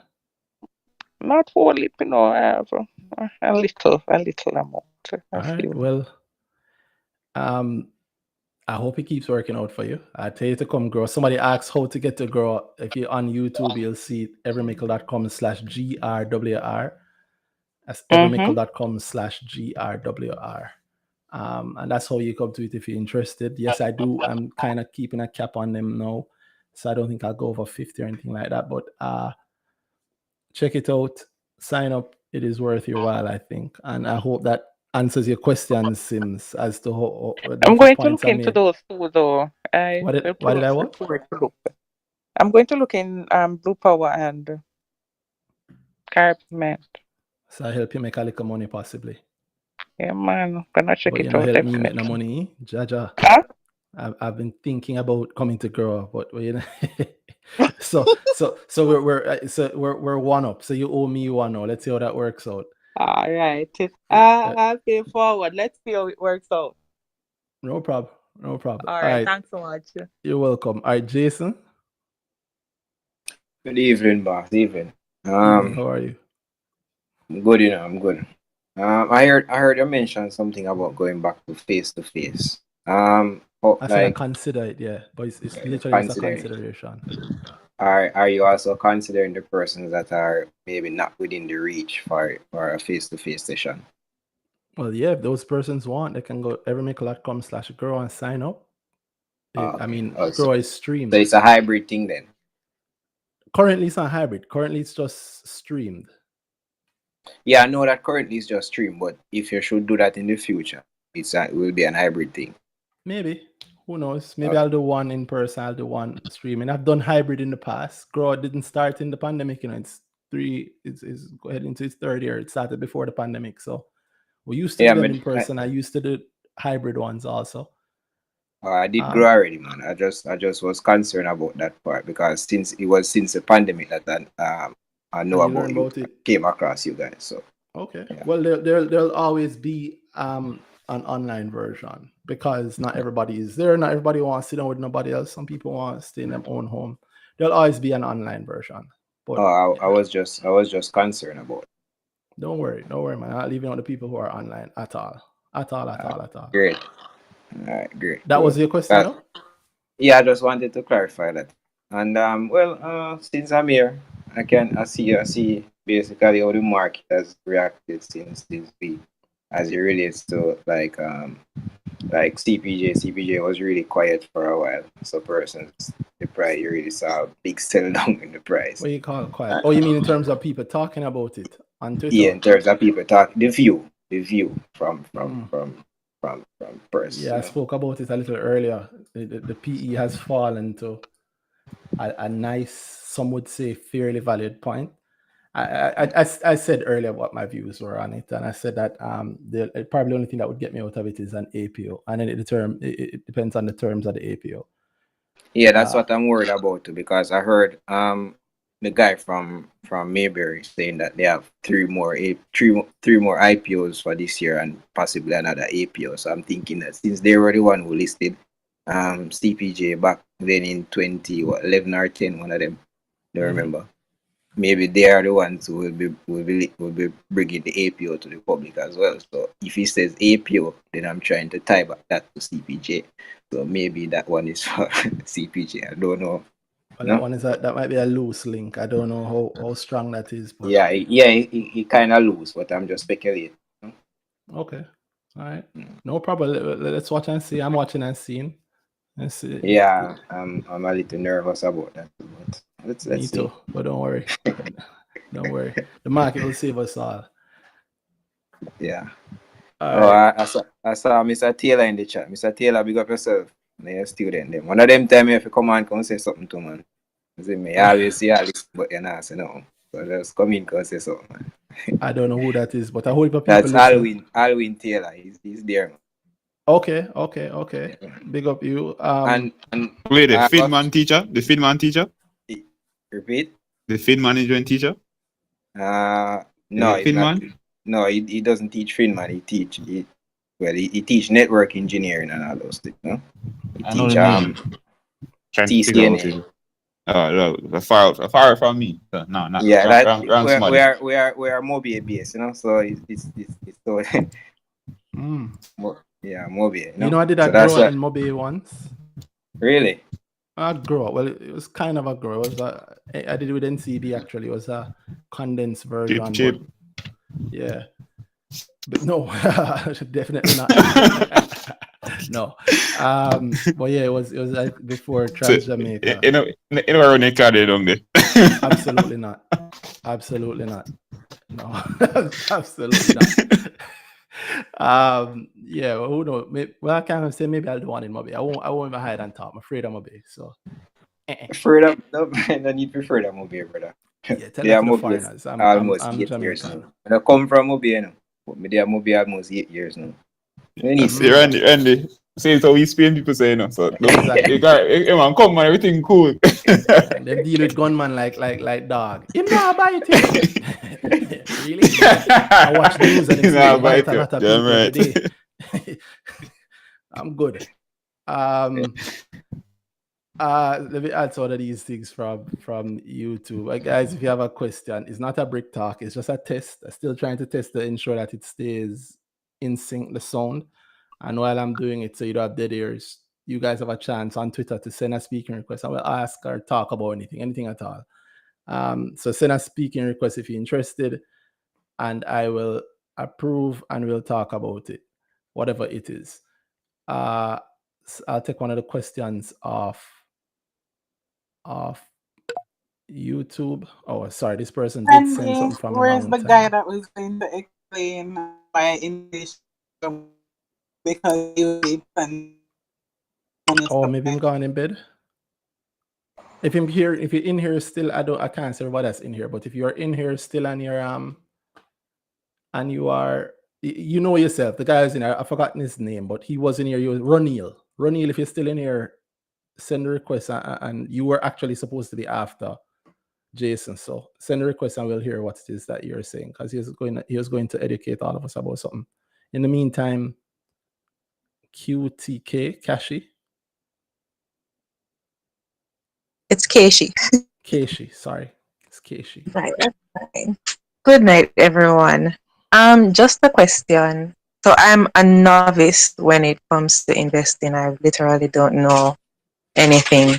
I just want to know, what does the stock split for which one again? Massey. Right, Massey. What does it mean for persons who own Massey stocks? That you're going to have is a 20-to-1 split. So whatever the amount, whatever the dollar figure it was at the end of day yesterday, Wednesday, is what I mean when I say yesterday, since midnight pass. Whatever it was at the end of day then in terms of the price, divide it by 20, and you will know for every one Massey unit you have. Let me say it simply. It's like making change. A 2-for-1 stock split is I take your $2,000 bill, your Y2K, and I give you two $1,000, right? That's a 2-for-1 stock split.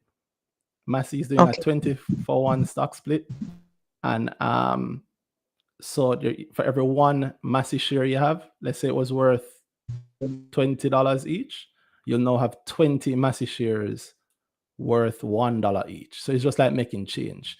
In Massey's specific case, saw the notice on JTrader earlier. They tell you exactly what it was. Let me see. In Massey's specific case, they tell us exactly what it was, and 1952 is what it closed the day. 1952.58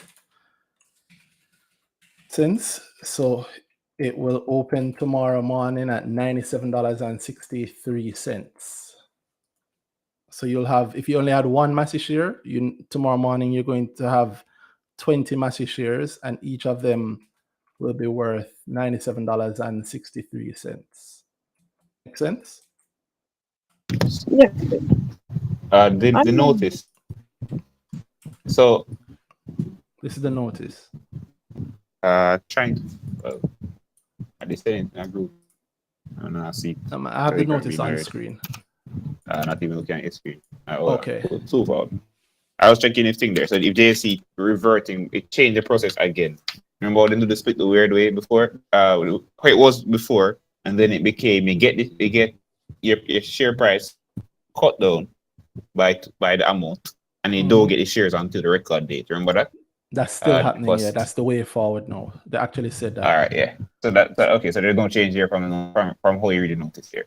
No. So tomorrow you can have the same amount of unit, this price, and then on 11th. Well, today or January. Yeah, it's the 11th. Yeah, and then on the 11th thing there, you get all the units. Correct. So if you let's say somebody only had 1,000 Massey shares, let's say you had 100 Massey shares. At end of today, they would be worth $195,258 Jamaican dollars. That would be how much all of them are worth altogether. Tomorrow, well, today, end of today, meaning Wednesday, during the day when you go in your JTrade account, you're going to see still 1,000 Massey shares, but they will be at a price of $97.63. And then at the end of the day tomorrow, March 11th, you will see they will give you another 19,000. Did I have that right? Yeah, you'll have they'll give you another 19,000 at 90 $763. So it's like them spread the split. That's why Danhai is saying it's weird. Them spread the split across a couple of days. Okay. Thank you very much. You're very, That very was pretty welcome. clear. You're welcome. If you want to learn these and more things, come to Grow, everymickle.com/grow, and certainly touch on stuff like this there and give you more. Especially if you say you're a beginner, that's a great place to get up to speed and understand the market and understand some things that in the market, happen in the market. Yeah, it's a big consideration of mine. So yes, most definitely. No problem. All right. Thank you. I'm not doing this all night, so at some point I'm going to call time on this. But for now, I think the next person was Tucson Walters. Yeah, good evening, everyone. How are you doing, Tucson?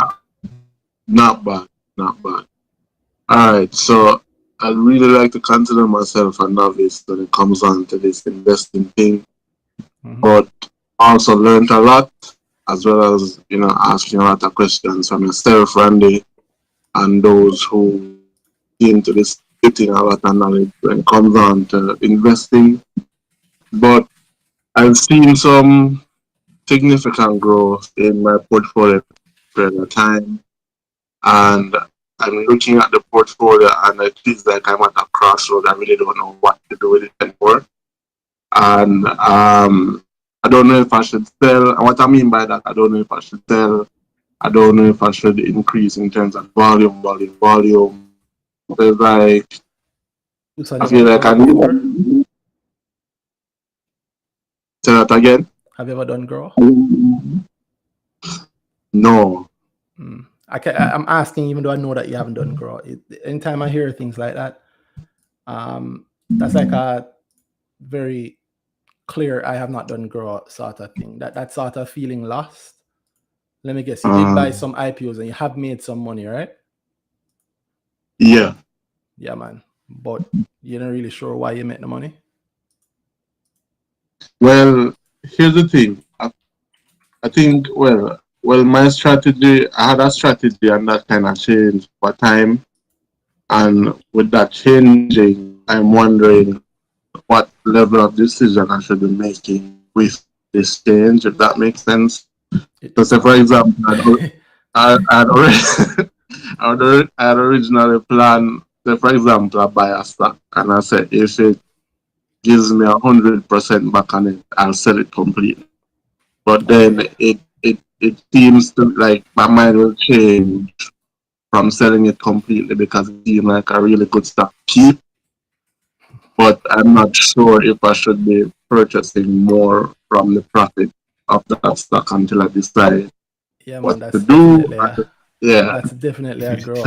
This sound like give me advice without actually telling me. You don't know which stock it is, so it's fine to give me advice. That's what it sounds like you do it. Yeah, and it's like really, that's the word. That's a very popular problem before Grow. And if you don't implement the things that Grow, it's also a very popular problem after Grow. But I'll tell you to come and do Grow, and I will help you with it. Right? I can't tell you what to do with your money, man. It requires a whole lot more. Right? Figure out what you want first, and then any investing is supposed to help you to achieve that. That's what I'd say. If you want to get some direct, do that advice, that's Danhai. But if you want to learn how to do it in the future and continue to do it, come Grow and you will learn how to do it. I assure you. It is worth it.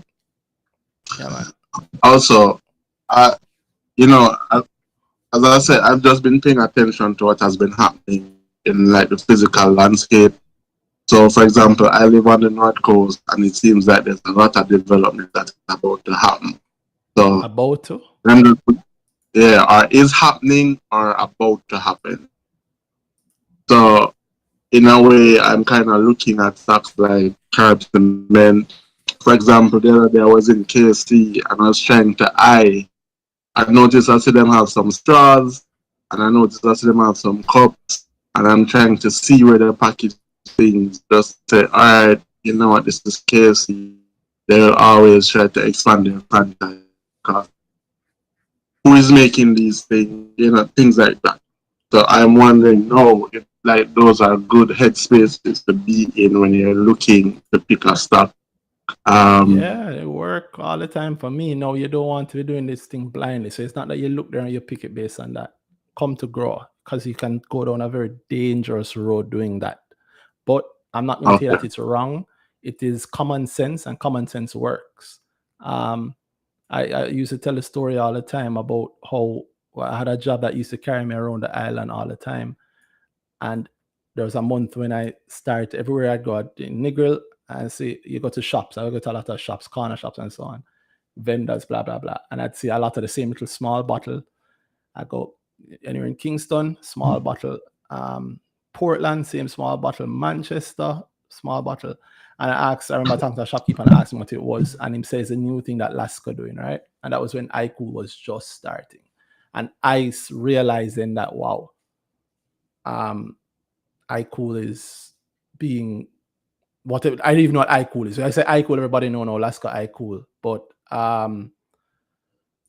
iCool then was new, it was their launch, and that made me go and look at Lasco distributors. That made me look at all three of the Lasco affiliated companies. And that is something that I've told that story to the point where I don't even tell it anymore. But it's in my view a great way to get into investing. And it's a great way to know what to at least look at, to analyze, to see if it's worth your time. Nothing wrong with that, right? Bro, God free up the place. We're going to party like hell. When things are done. I know and see technically, let me go and buy with Cinco, right? But suppose it's not the right time. ECL is a great example of that. Tourists hitting the island like crazy. Everybody buy CPJ. Some people buy Dolphin Cove. Let me run and buy ECL. Why? Because tourism, but that's not how it works. That's how I call being a was. You run off on the first party and sit and hear the rest. Learn how to make the honey. And it can work out sometimes. And when it works out for you, it becomes even more dangerous, because you think it's the right thing and you do it again. And you do it again with more money. Yeah, it definitely sounds like what you're saying, like a come to grow situation, because it's like all of these, it's like you come, as I said, I come to a crossroad where like, I know I need to make a decision, but I can't make it with the knowledge that I have now. Because you don't have any basis on which to really make that decision, right? Yeah. So I'd advise everybody to who haven't done it to do it because of that. Simply because at least it helps you with a direction. And then I'm biased. The direction it helps you with is pretty damn good. I've seen people become millionaires, and that's not even the most impressive thing. Seeing people become millionaires. Most impressive thing is seeing people do just regular things. I can afford something in my life. An emergency come up and I can handle it. That's the real difference. And they know things. Things start to make a difference to them, and they know how to. I've heard about the shift, and I'm happy because I've seen the shift in myself. So consider grow. And if you don't grow, consider whatever else you choose to do. Consider having a set method on which you're going to start doing these things, because the worst kind of profit is accidental profit. You make it, you don't know why you make it, and you do it again, and it work again, and you do it again. And one time, every day bucket go well, one day the bottom must drop, but the day it drop out. So man, thanks for the advice. The booking that for sure. And Mr. Danhai, I see the tweet. The man book out till X amount of time. I'm like, what is going on here? So yeah, man, I respect for the knowledge that you're dropping on this platform. Trust me, it's truly inspiring. And I just say everybody that I talk to, I'm like, yo, you invest that sort of situation, because then you kind of realize that, everyday people, if they really want to, can really, expand or build on it for themselves and generations to come. So not only just by money, but in terms of like knowledge and sharing and things like that. Yeah, I think so. All right. Who else do you have? Big up Tucson. I think the next person was Hartis or Harty. I don't know if I've seen that right. Hartis McDonald. Hello. Yes, Hartis McDonald. Good evening, everyone. Thank you, Randy, for the opportunity. All right, so I have no real knowledge about investing or anything like that. However, there is a notion, especially a person coming from the private security industry, is that you can't really invest, you can't really save, right? But also with my own personal experience with network marketing, negative experiences, it gives that mental block and that fear to even venture into investment, you know? And so, how can you rise above that fear? And in what way can you channel, your monthly salary, a portion of your monthly salary toward, investing? If I understand your question right, you're saying like somebody who doesn't necessarily make a lot of money, how can you get into this thing?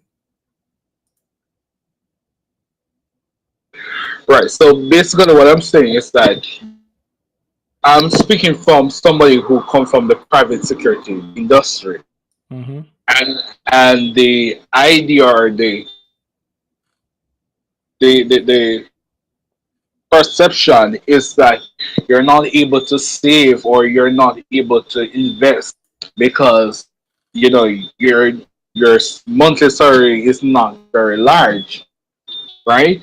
So, and also speaking from my personal experience of having negative experience with network marketing, how can you rise above the mental block or fear and just go all out in investing?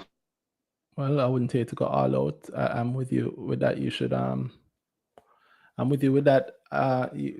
With your point that you can have been turned off from I'm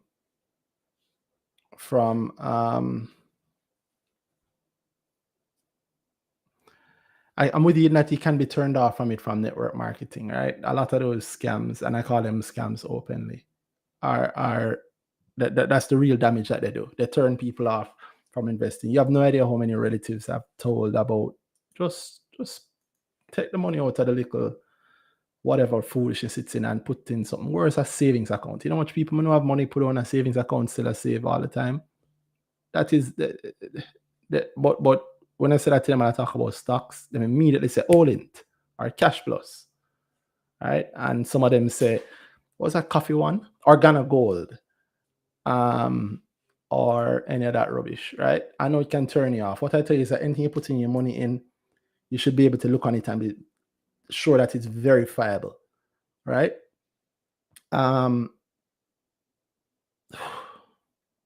You should understand it fully. You should see where your money is going to come from it. Anything you put in your money in and how much money you're expecting to get back from it. All right, they should be able to tell you that. I remember the very first time I asked, like, I think it was the Cash Plus days, I asked Brethren, either Cash Plus or All in, one of them, what them do the money? And they go, boy, I don't know, but you get 10% back every month. And I say, every month? So yeah, and I say, but what them do? And it's all kind of things. That was All in. Cash Plus came along and I asked the same question because I always ask the question, what is the money going in to give this kind of a return? And we get a long fancy answer, which sounds like a lot of the answers I hear these days. Real estate, and I'm like, yeah, but real estate does not even give that kind of money in a year. How the hell are they getting it in a month? And to give back people money at that month? No, you don't understand, Ray. I'll tell you this. I've never come across anything in the world of finance, anything in the world of investing that cannot be expressed simply. All right? The greatest profit comes from simplicity. Simplicity is the key. Do not be fooled by anybody trying to tell you that something is complex, beyond your understanding, requires years of experience, blah, blah. Anything when people start to talk like this, then start talking on them throat like that, scam sign, red flag, all right? Common sense things. I'm going to tell you, but don't take my word for it. Look it up on Google. Talk to anybody you know about it. I can tell you this, stocks, investing in the stock market is not a scam. It is a straightforward thing. It is hundreds of years old, if not thousands of years old. Easily verifiably hundreds of years old. It is ownership in companies, and it is the value of the ownership in the company that you either make or lose money on. And so I can tell you with my whole heart and soul that it's not a scam, but still don't take my word for it. Look it up every single place you can. All right. Check somebody else, ask about it, Google it, whatever. Right. Now, how can you be comfortable starting and going in it on your own if you don't have a lot of money? It really doesn't require a lot of money to get started with stocks. This is definitely not an ad, but some brokers have really cheap opening things. JMB is notorious for opening equity accounts with, I think they say it's $5,000 or $10,000, but even if you don't have the $10,000, they will open the account for you nonetheless. They'll do it regardless, right? So if you have $5,000, you can open it. Now, I'll tell you something that I don't tell most people. It's an account. It's not a fee. It's not a bill. It's an account. So you can go to your brethren, borrow $10,000, go JMMB, open the account, go back outside JMMB, go in the ATM, draw out the $10,000, go home, give back your brethren in $10,000, right? Now there might be a fee on it or something, but if let's say you lose $20 or even $50 to a fee, cool. You lose $50 and you give back your brethren, you make up the $50 yourself, but guess what? You now have a JMMB account, right? And stocks are, I don't know if you can see on my screen some of these prices. I mean, I'm looking on 1834 investments, 87 cents. 138 student living, $5.22. That's how much one share costs in that company. AMG paper, Barita, $89.91. That's how much one share costs. And the least amount of shares you can buy on the JSE is one share. So if you have the little account where you borrow the money from your brethren for an open and you give back the money, then this week coming you get paid, and you know, so, all right, maybe I have $1,000 left out of my pay when I cover everything else, and then that's what I wanted to save, use it, and maybe you buy one company. If you don't know much about investing, I'll tell you to start with what you know. So use something that you use. You eat a whole heap of food from Lasco, maybe you buy one Lasco share, one Lasco distributor share. You say you're in the security industry, maybe does your company secure Carib Cement? You know what Carib Cement does. One Carib Cement share is $71, right? You know, every building need paint. Berger sell paint. One Berger share is $11.91. I'm not telling you to buy these things, but I'm telling you that I'm telling you this so that you can understand how cheap it is to actually get started. And you don't need to be an expert. You don't need to know if you. I would tell you just find one company that you know, and you take your time and you research it. You follow up on it. So if you don't have no hope of money, so like grower is $85 US per class. If you can't afford it, I'm not necessarily going to tell you to go and do grower, right? But you're on this space now, so you at least have access to the space. Every week, Danhai and I do it on a Friday night, right? And it's on YouTube even when we come off. So you want to take your time, listen to it, hear what I'm talking about, try and understand some things, and pick one company. That's the one bit of advice I'd give you. Whatever the companies that you pick, don't spread your money if you don't have a lot of it all over the place. Pick one company that you like for whatever reason you like it, but let it be something that's real to you that you see. So if you drive a car, I'm not even going to touch that. Whatever the one companies that you believe in, buy that one company and go on research so you can understand that company in your own time. But there is no, I don't want you to think that there's a big barrier to entry. It's cheap to get in. You have $1 stocks, you have 80-cent stock, you have 10-cent stock, you have $2 stock, right? So just buy one company, try and understand it, and go and put your money in there little by little, just like how you'd save. So if you'd save all the time in one company, in a bank account or under your mattress or whatever, or a partner draw, save in this company instead. So every month you put your money in that company. No, wherever you wherever you have the account. Let's say I use JMB as an example. One of the services they offer is an advisory service. Every broker offers advisory. Every broker also has advisory licenses. They should offer advice. If you don't understand anything, think about the one before you buy anything. Think about the company that you've thought and liked, and you call them, or next time you go there or whatever, and you tell them that you're a customer. Tell them what you're thinking about and ask them what they think about that company. They should be able to give you at least a start, a better understanding of the company. And that might just be a little start. And you'll find that as you work your way up from there, you get more and more. But don't think that this thing is for rich people. Don't think that this is something that is not for you, and certainly don't think that this thing is a scam. It is not a scam. It's not for rich people. It's not for poor people. It's for everybody. All right. And it is not beyond you understanding. I have never met a Jamaican that doesn't already know enough to be a really successful investor on their own. If you can go shop and come back with the right change, you can buy and invest in stocks successfully. That's my personal view. I've seen it and I've yet to see where it's not true. So just take that as my foolish advice. All right. You can start no matter how much money you have, and you don't require a lot of money. Right? If you can't get the good advice, you don't have nobody you can talk about it, listen to the space. You hear people like Danhai and I talking every week, right? Ask your broker about it. And like I said, there's cheap accounts you can get opened at almost at loads of brokers. I mentioned one, JMB, because they're notorious, and that's where I got my first account a long time ago. Going on, I don't know how much years now, heading towards 20 years now. So they're great with customer service. That's why I also know you can call them and ask them about whatever stock you're thinking about. And remember, you need an advisor to tell you what exactly you should buy and what exactly you should sell. But you only need common sense to read through and figure it out on your own, right? GK, everybody know. They're a well-known company in Jamaica, household name.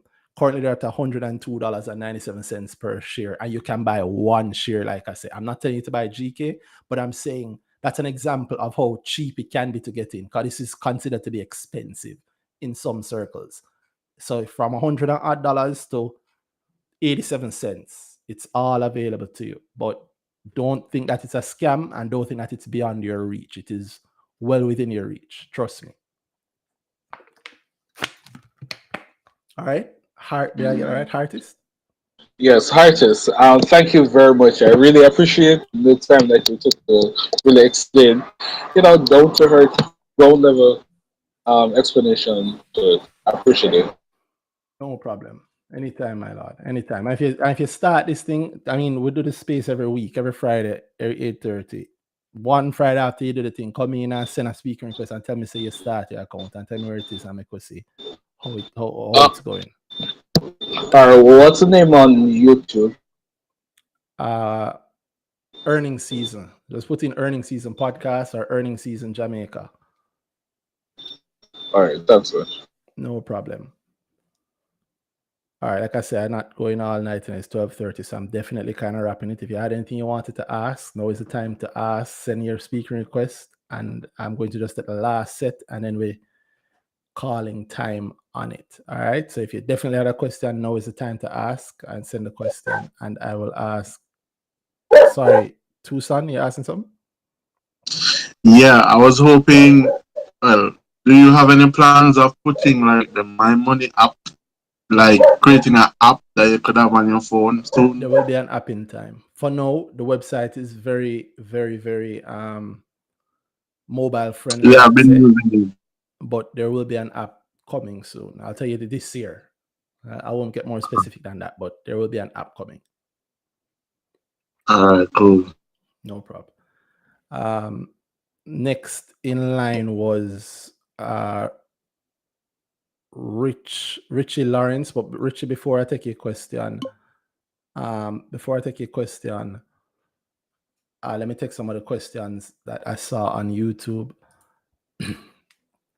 Khalil asked, with the announcement by the finance minister that 1,000 electrics, I guess it means electric vehicles, will be allowed at reduced duties. What's my view on JetCon? In the space today that the finance minister had,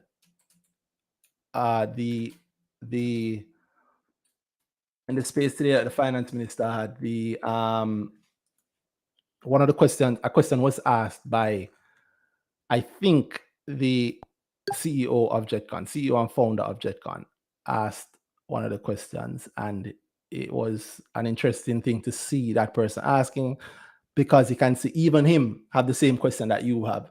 So I can't tell you nothing. So unless these 1,000 vehicles are going to be coming from JetCon, I don't know. I'll tell you this about JetCon though, since you asked. I think used vehicles are being sold at a premium all over the world, and I don't think it's any different. I think JetCon might be able to benefit from that in the sense that they sell used vehicles, but they may be able to put a bit of a markup on it now because of the inflation you hear everybody talking about, right? Yeah, that might be a boon for them. And if they are able to do that, things might be great. I tell people, check all your reports, pay attention to what's happening. If you buy into a company, actually research a company. JetCon, I'll show you another little thing about JetCon. In their latest results, which cover September 2021, which means that their next results, their end of year results, are up to December 30th, 2021, sorry, and it should be reported, it should have been reported at the end of February. So they're actually overdue by a week and 2 days. Anyway, I'm telling you, and they put out that they're delayed, so it's going to be out before on March 31st. Anyway, in their last report, the one from the quarter before, they said in the MD&A that to date, sales for the fourth quarter are stronger still, with units sold in November at our regular pre-pandemic levels and already exceeding sales for the third quarter.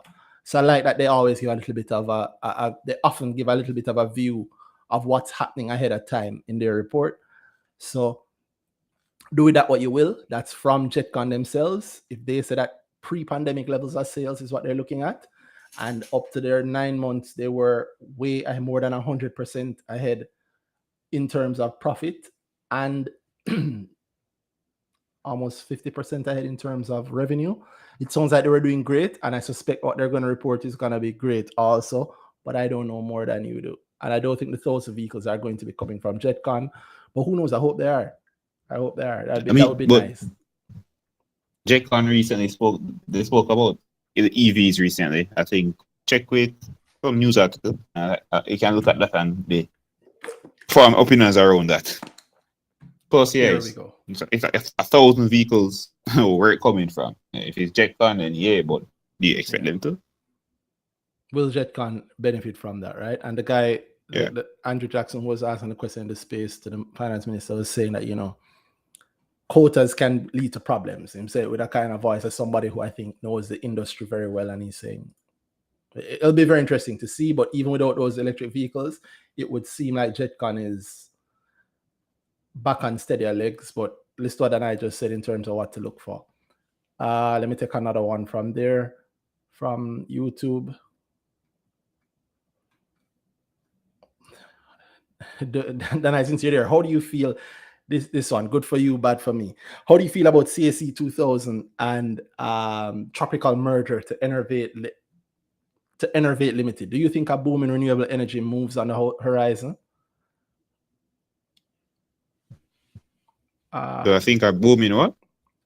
In renewable energy moves. Do you think we're going to see a boom in renewable energy? And I'm really not sure. I think it's just a popular thing. Oftentimes people forget that or don't know. I feel like that's it. It sounds like something like that. They don't know that Jamaica actually has and uses a lot of renewable energy, and it's growing and has been growing for the last few years. I mean, we turn right there. Like we all know it. It's right there. But I don't think people think very reported that. I don't think people think about Wigton when we think green energy for some reason.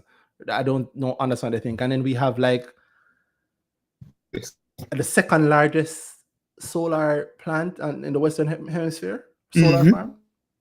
And it was the largest for a while, but now one in Damrep, I think, just beat it. And I think it's linked to the company that also owns one in Jamaica, Paradise Park, right? Yep. And and it's not only one, and Wigton themselves have spoken about going into other areas, going into other parts of renewable energy to grow their business. Other countries even. And other countries, right? So I think the boom is happening already. It's just for you to actually do the research and you'll see it. As for the CAC, don't be always led by the latest news article, which is the 1,000 vehicles, electric vehicles. They'll have batteries. Batteries need to be replaced. Who will replace them? tropical. So tropical is good too, but I'm not saying that's bad or good. I'm just saying that you might need a little bit more than that. Devon's beekeeping said there'd have to be a demand for electric vehicles. In order to create the demand, we would need better infrastructure to facilitate electric vehicles. Oh boy. Yeah, more green energy, since we only have JPS. JPS is fueled heavily by green energy. And the law says that any green energy source that is created in Jamaica, JPS is required by law to buy from them, because it becomes that it lowers our import substitution, because you don't have to pay as much on oil, right? Do a little bit of research into it. Jamaica is not as backward as we'd like to think. Think about it. If you're a Jamaican and you're like, but them don't know them something here, you know it. If you know it, they know it, right? And they probably know a little bit more. So trust the government. Don't trust your government. Never trust the government, but trust that the people who are doing things know what they're doing. And if you see them not acting that way, verify if they're really not doing it, or you just not seeing it. Thoughts on honey bun since school reopened, Easter on the corner, place free again. Don't you hear those questions, Randy? Or thoughts? Yeah, all the time. My thoughts on honey bun. I really like the cinnamon, the cinnamon roll from honey bun, and it's very hard to find depending on where you are, which looks to me like there might either be not making enough or not making them at all. I suspect they're making them. I suspect they're either just being sold heavily one place or being exported heavily, but I do not know for sure. We will find out when Honeybun does their next result. And I think that will be a very interesting set of results. Interesting one to watch. One to watch. All right. Who does was next? And then we'll wrap it up. Rich. Greetings. Rich and then John. All right. Morning, everyone. Morning. I want to say thanks again for you guys sharing.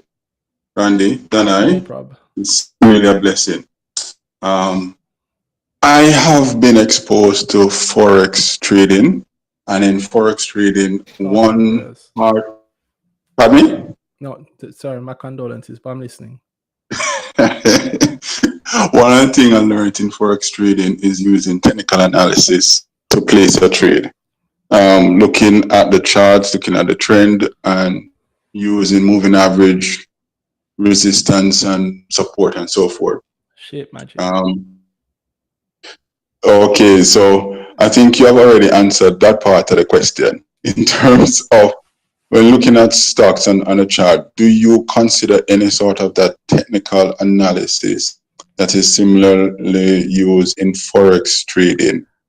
Simply from the charts only, and support it with your research on company? Definitely not. Maybe we're the other way around. I'll be honest. On a technical level, deeply technical level, I mean, I understand what those charts, I understand what a shape magic is. I understand what the things from the charts show. And I use a thing from the charts, but I don't call it the things from the charts. So you hear me talk all the time about how I don't like or subscribe to APOs, right? Yes. Because when I hear APO, I sell. When I hear right issue, I buy. Right?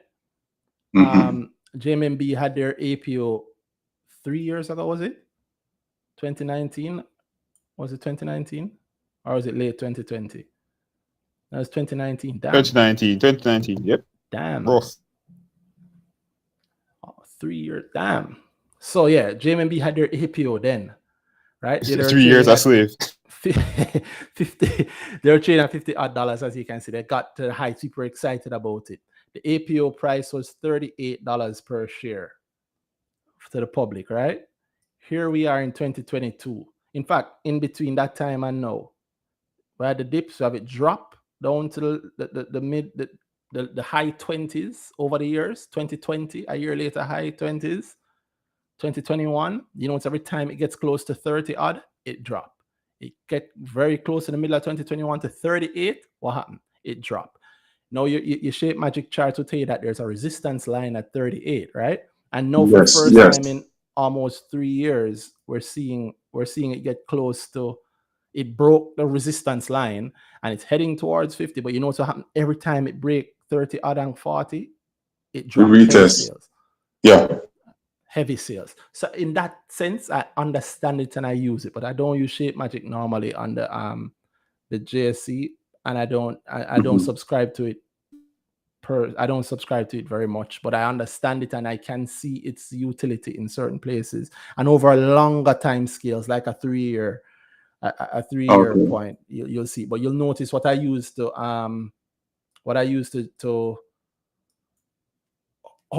place that sort of information in my analysis is an understanding of the company, and then I allow the Shape Magic then to help interpret the understanding of the company. So the understanding of that APO and what it would have done to retail investors allow me to know, which is what I got out of JMMB then, and I've never considered getting back in seriously because I knew that this would happen, and I'm not surprised seeing it happen. Now, if you're using Shape Magic on the internal parts of this thing, like in between April and August or April and September of 2020, you'd been very frustrated because you'd see all kinds of things, but it just wouldn't be helping you in a realistic way, in my view, right? So I don't subscribe to Shape Magic. I subscribe to my own method that I teach at Grow, and it's a very practical method. And at the core of it is believe it or not, it's understanding the company in a fundamental way. Yes, fundamental analysis. Well, and I wouldn't call it that because the people, what they call fundamental analysis becomes something else. But if you listen to the space last week, you would have heard what it's considered different times. I was there. Yeah, so they seem to think of it as something else, and if you're not using the same terms, you're getting it wrong. But the market has continued to prove me right for a good while, and I suspect it will continue to prove me right for a long time. Also, limitations of Shape Magic, of technical analysis. What on the charts could have shown you this? What the resistance line stuff could have shown you this movement?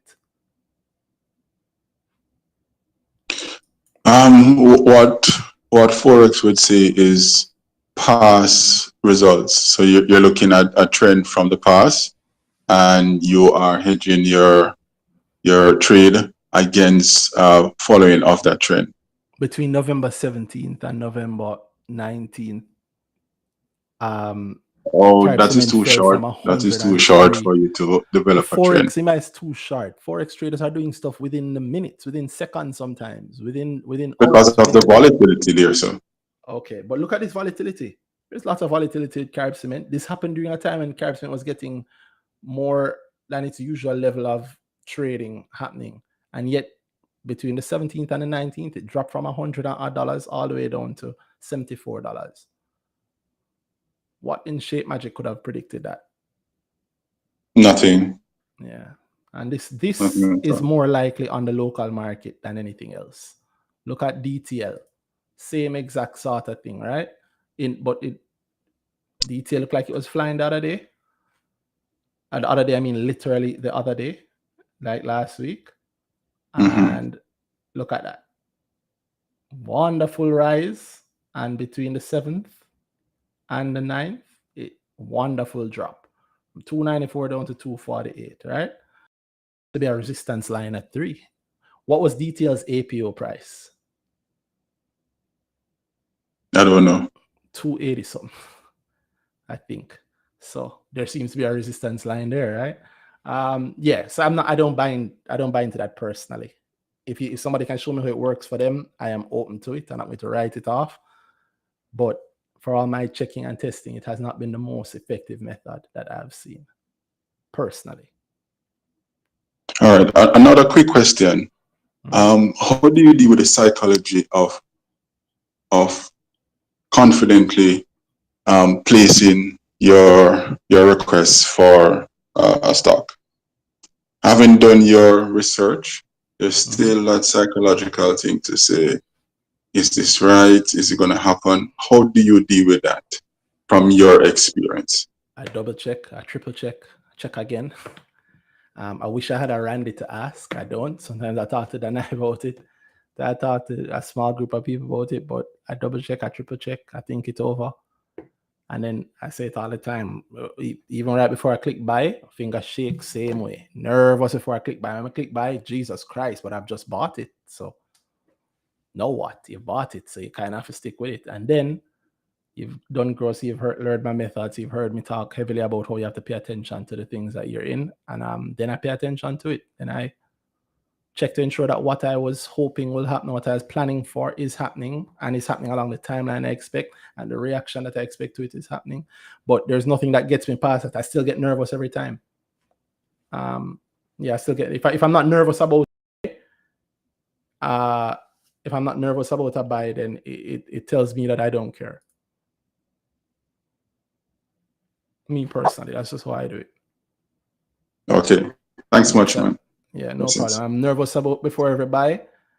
And then when I get to my goal and I'm selling, I'm still nervous. I want to, Jesus, was supposed to go up more. But after a while, you're just doing it more and more and sticking to that, sticking to your goal. And you remember the last time you told yourself that and how it worked out. And you also remember the last time you told yourself that you never listen to yourself and you get burned, right?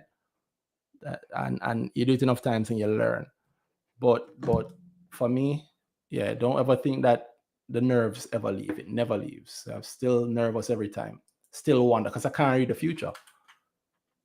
I'm still, some would say speculating. I don't call it a dirty word. I'm not blindly speculating, though. I'm speculating. We're all speculating because we can't read the future.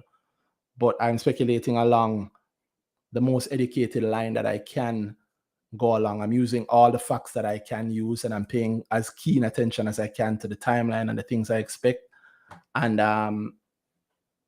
if it work, it work. And if it look like it's no longer working, I get out. And if it is working, it work. And when I get where I'm going, I get out. Because when I don't do it and I get greedy, I see what happens. And when anytime I deviate from my method, I pay the price. So I've learned to not deviate from my method. So that's how I handle it. I think I find interesting. I think I've said it many times. Definitely. The confidence I hear people say the wrong things with. People spout wrong information so strongly, and I think like just even talk to clients. I'm working at investment. What up? He must know him working at investment. Yeah, and I think that like just talking to clients, I realize there's a thing with me speaking in uncertain terms. People do not like to hear it because they want the certainty that this I go work out. And I can't give that because I don't know it's going to work out like that. I suspect very strongly that it will, but things can go wrong. And boy, I can be wrong, right? And if you don't account for that at all, then you'll be in more problems than anything else. The moment, as it's the same reason you get accidental profit and then it leads to a lot of losses because the accidental profit, you're very strong and correct about this wrong thing, and then you fight it the very next time. So if you find yourself being too certain, then question it. And again, people will think that they do that thing. It's the same thing if you don't really feel it when you do the trade. So if I don't actually care, that's why people end up in a lot of stock because it's only 10,000 out of a million in that stock. But I have a bag of 10,000s across a bag of things I don't really know what's going on. Each of them, I'm down on that one. I'm down on that one by a very small amount. So I'm fine with that position. I'm not going to sell it and all that about. We check the whole portfolio bleeding across the board. Yeah. So yeah, but take heavy bets. Take the bets that you actually think will affect your money. Yeah. Every time they're bleeding across a little bit of something, they also say, "No, man. It's not a big part of my portfolio." And then not a big part of the portfolio. Something else that they're going to fly, and then forget about everything else, and they pay attention to that one until it wear off, and then we're back to what's happening with the rest of your portfolio, and you have to face it. It's like the last making stocks are the bones in the closet. Like we live in this fancy life, but I was somebody's buried, right? So you can't turn around and say this fancy nice profit is going on, but you think that's certainty. And I think people have that same issue with you. Just the more I hear say Randy said this and Randy fully believe this, and that's the line I'm going to go down and die on. But the truth is, it's the future. You don't know. We're speculating. Anybody so them not doing that? You have to put them in a put them in a little box in your mind of all right, maybe that person. Them two certain. It's either something good, either them know something, or them shouldn't know, and they're very Or certain they about that, or they're don't. very, very wrong, which is A few people are certain as those who are wrong, brother. That's what I've seen. in them again. The person with knowledge is finding out how much they don't. Because they check these reports, they check these things that you know how much thing that time we go into a report to dig for something, to confirm something you want and you find something else. You say, John, oh, that's a part I just don't know, and then because of that, no, I have to start looking on that line as well, and I try to figure out how much this will actually affect us. And yeah, it's those I don't knows that break the play very often. It looked nice from this perspective, but then this one, I think, but last year I messaged about it today. But thing there, when I spoke to you about it, you showed me a thing like, oh, yo, look on this part. And I was like, wait. And I did that full wheel and turn again on that one. Oh, yeah. Because one side of the business looks good. Mm-hmm. Well, the next side was bleeding. One and it still side of is. the business looks good and seems very attractive. But then another side of the business does not look any way, shape, or form like that. Or the other side of the business looks bad enough that it's enough to pull down our good part. Yeah. Yeah. Well, careful what you're feeling, no. Question it at every time. If you ever get to the point where you're just making buys and it doesn't really affect you, you're not really considering whether or not you really have to make wondering. I definitely saw a drop in my portfolio, meaning not necessarily the thing, but in the performance. I wasn't, and I reached a new level of money. And I was investing in the portfolio in the same way I was doing like 2 pours ago. Right? So like, oh cool, I still put in the same amount of money in each stock and whatever. Then I end up with more stock and just less returns across the board because I'm being less aggressive. And the buys never feel so heavy because I was flinging money there. Take real bets.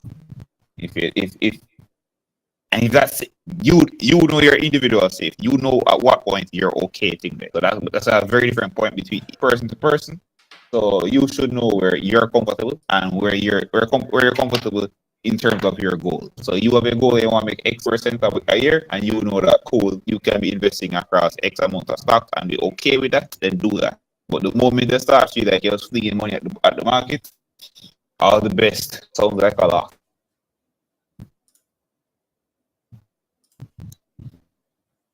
But that's my $2,000. Thanks, man. Just in parting, I want to say to my brother artist who spoke earlier from St. Anne, Richie from Kingston, Bill Grow, it will be meaningful and let us learn together. Sorry, I know you're talking, but my sound has actually just gone out. So if you can give me one moment.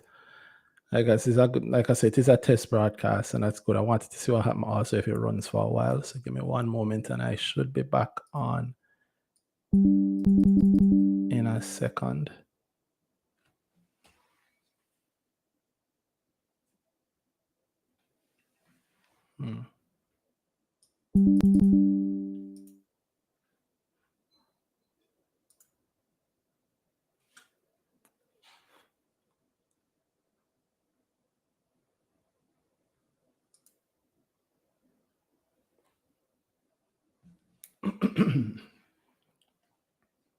Can you say something else?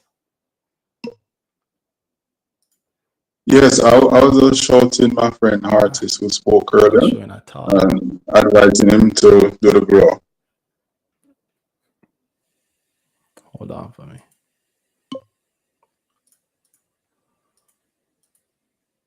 All right, can you say something else?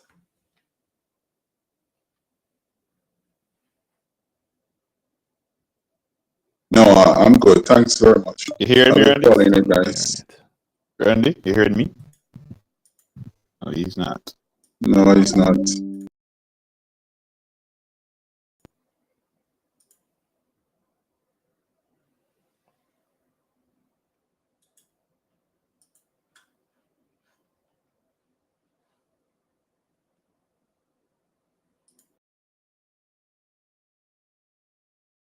Can't know.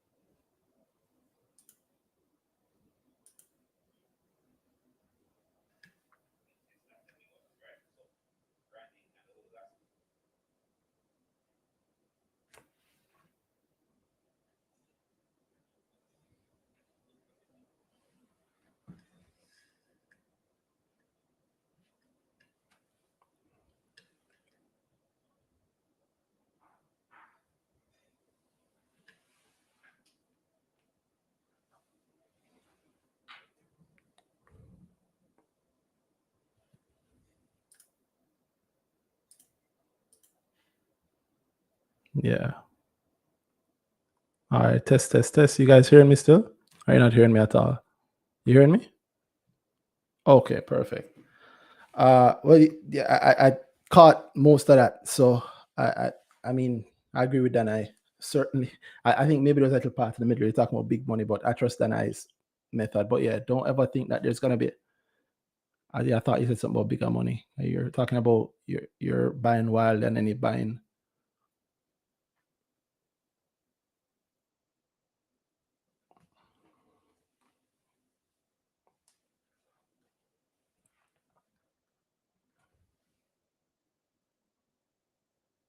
Oh yeah.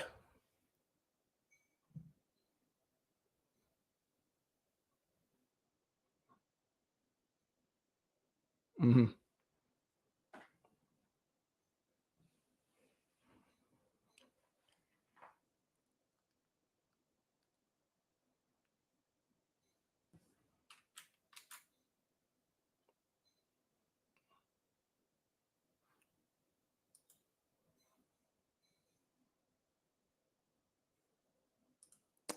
I'm with you.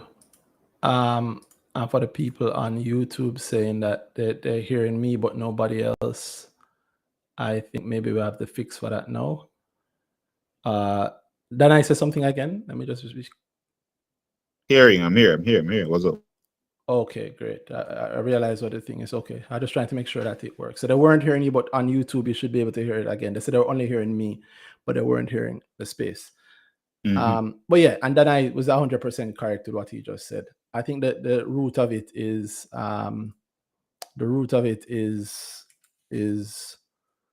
that you should not expect that understand that there is nothing sure. It changes everything when you start to approach investing from the understanding that I'm not sure. I am making a guess. It is your job when investing to try and predict the future. So you want to act that way. And once you start acting that way, it makes a world of difference. I find, at least. Yeah. The last person, John. I guess nobody else sent a speaking request and it is pretty late. So John W., you get to be the last. I really should have been a woman. Not that you would have been a woman. No, we wish the last person was a woman. But that's fine. That's fine. Sorry to disappoint. That's okay. I on Twitter I hear that us men are disappointing. but what's up, everyone? All right, just a quick question. I just hear feedback. First off, thank you both. Thank you, everyone. I've been listening to you guys for some time now, and it's tremendous how far you've come and how much you guys have grown. So congratulations on that. Yeah, man, respect, boss. Respect. All right, what I wanted to ask, right? What advice do you have for somebody who is, and it's kind of embarrassing to admit this publicly, but is afraid of investing, right? Well, is afraid of loss through investing. And the backstory is basically that I've invested over the years in the JSE, and for some reason, even when I use my gut, I use my calculations, I use recommendations from investment advisors, and somehow, some way, the stocks I pick tend to either remain steady or fall a little bit below or something like that. Are you sure? So after a while, yeah, I had an that's been expert my on experience here a few days ago who said that they've been in it for years and they've won many a competition. Here's what I'll say to you. One, don't be ashamed of being afraid of losing the money in the market. You work hard for your money and you can literally buy something and it go down and you lose money. You never do nothing and you lose money, and you worked hard and you still lose money. So there's nothing wrong with being afraid of that, right? And I used to say, just don't let the fear freeze you up. Allow the fear then to guide you. Well, I was just gonna. No, go ahead. Sorry to interrupt you, but I want to add a little bit more to the story. Yeah, man, go ahead. Before you answer, right? Because I even booked a session with Danhai, and again, because of that fear, believe it or not, I canceled it. right? And looking back, yeah, me know. Yeah, I know. Well, could I answer that? Me know. I know, right? So, and I keep thinking, even with the Spurtree IPO, I could have invested, but it's like, my mind just freeze, and I realized that, and it wasn't until tonight hearing everybody speak, whereas, this is really a serious mental block for me. Because I look at even the FESCO shares and everybody happy, and I'm glad for everybody. But I, again, missed out on that, probably because of that fear as well. So, there's a point of view. Sorry, just one more thing. Just one more No, thing man, to go add. ahead. Ignore me. I'm laughing. I'm laughing because Oh, you're that's making cool. me think of other So, people's reaction. Go ahead. right now I have some savings and I have a specific loan to pay off. Right. So I'm thinking, all right, do I chance it with investing once more? And once I attend a grower session and stuff like that, or but I just try to hunker down, sacrifice, pay off this loan, and then hopefully build up back and try and invest a little where I can. But that's the entire story. Ooh. Hello? Yeah, man. No, I'm hearing you. I'm hearing you. But yeah, that's it. That's the story. I absorbing what you say. I understand, John. Like I said, first thing, don't be ashamed of being afraid of investing. It can be a scary place to put your money, and you can lose money, especially investing in stocks. The possibilities of losing money. So there's nothing wrong with being afraid of that, especially if you've tried before, as you said in the past, and it never worked out. Certainly, then once bitten, twice shy. I can understand that. No, I can't tell you directly what to do. Funny enough, I can give you advice around, like, should you pay off the loan or invest. I just can't tell you which stock to buy, right, or which security to invest in. But I can give you advice as to what to do there. No, I'm not going to tell you. Not that I can't, but I'm not going to tell you what to do because you know your own life situation. But I would say don't write off investing. And if you are going to do it, don't do it wildly, don't do it blindly, don't do it because everything is hot. So if you didn't invest in Spurtree because you didn't really have a basis on which to invest, or you're afraid, cool. Spurtree is still available every single day. So it's not like if Spurtree is even better in the future, you can miss out. It's there for you to buy. You didn't invest in FESCO because you say, what was it? It didn't. It again, I think linked to the same fear. Cool. FESCO is there. If it's good in the future, it's not like it locking down tomorrow. There'll always be opportunities again with it. And that's true for all the companies on the market. And it's also true of the companies that are coming to market, right? What I would tell you is don't then think, okay, everybody's doing this. I heard them talking in that space and it sounds so good. So let me see what I'm talking about and buy that. Don't do that. Don't buy blindly. Canceling the session with Danhai, I don't know. That's money right there, right? So I see that's time. You get a session early. You get to actually push towards the goal early. Versus, if we do a session in May, then think of the time you lost between now and May. Opportunities you lost between now and May. That kind of thing. I tried rebooking. All the spots were full. So lessons learned. Lessons. Time to open May pretty soon, so you'll see that. All right? Yeah. So, and I'll tell you this. Since you have a method, come on the grow, and I suspect I'll be able to lock down a one slot out of what Danhai is going to open up when he opens it up. And maybe you'll get a chance to get that slot, which will be earlier than when everybody else will rush in and book out May. Yeah, and then you'll get the best of both worlds, right? You'll get to learn on your own. You'll get a method that you can lean on. Because my estimation is that when Danhai opens up the slots, people are gonna run and book it again. So it's gonna be booked out very, very quickly again. The second people know say it open, you're gonna book out. And so that means that even if you do get a chance to see Danhai, you're going to have a time in between whatever now is and when you actually see Danhai. And then after you meet with him and you get the advice and you follow with him, there's going to be time between that and the follow-up session, and there'll always be something else. Gap time. Yeah, you'll have more time on your own. And what you want is a method that you can lean on to work during those times, during all times, and to just not be lost and working blindly. Mm-hmm. So trust me, I heavily recommend Grow. I've seen the difference in myself. I've seen the difference in my client. So spoken very publicly about that. So yeah, I think that's if you want any level of understanding about the market and you're not really sure where to go, that's the place.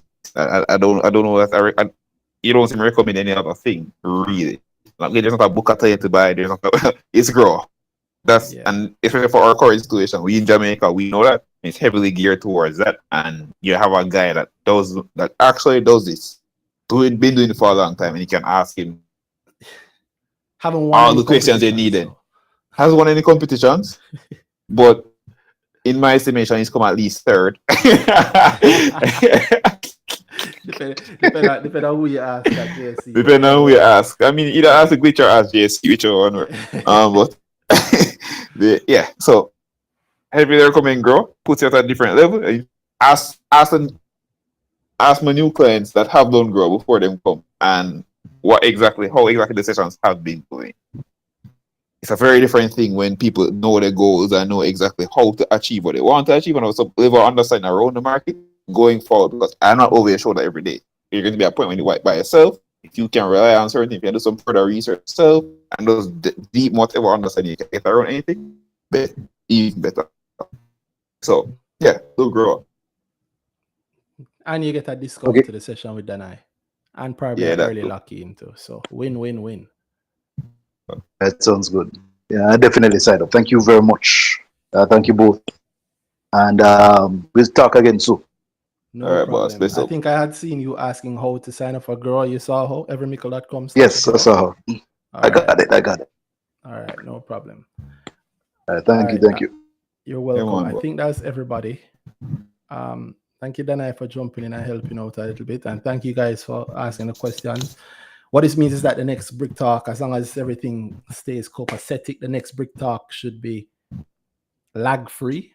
And then Danhai and I can talk how we usually talk properly, and everybody should be able to hear us without that annoying lag. I also did for the last Brick Talk, I have had the audio manually adjusted. So if you go on YouTube and look at the last one from Friday, if you watch it, it should be in sync. And the next one and the ones going forward should be good. All right.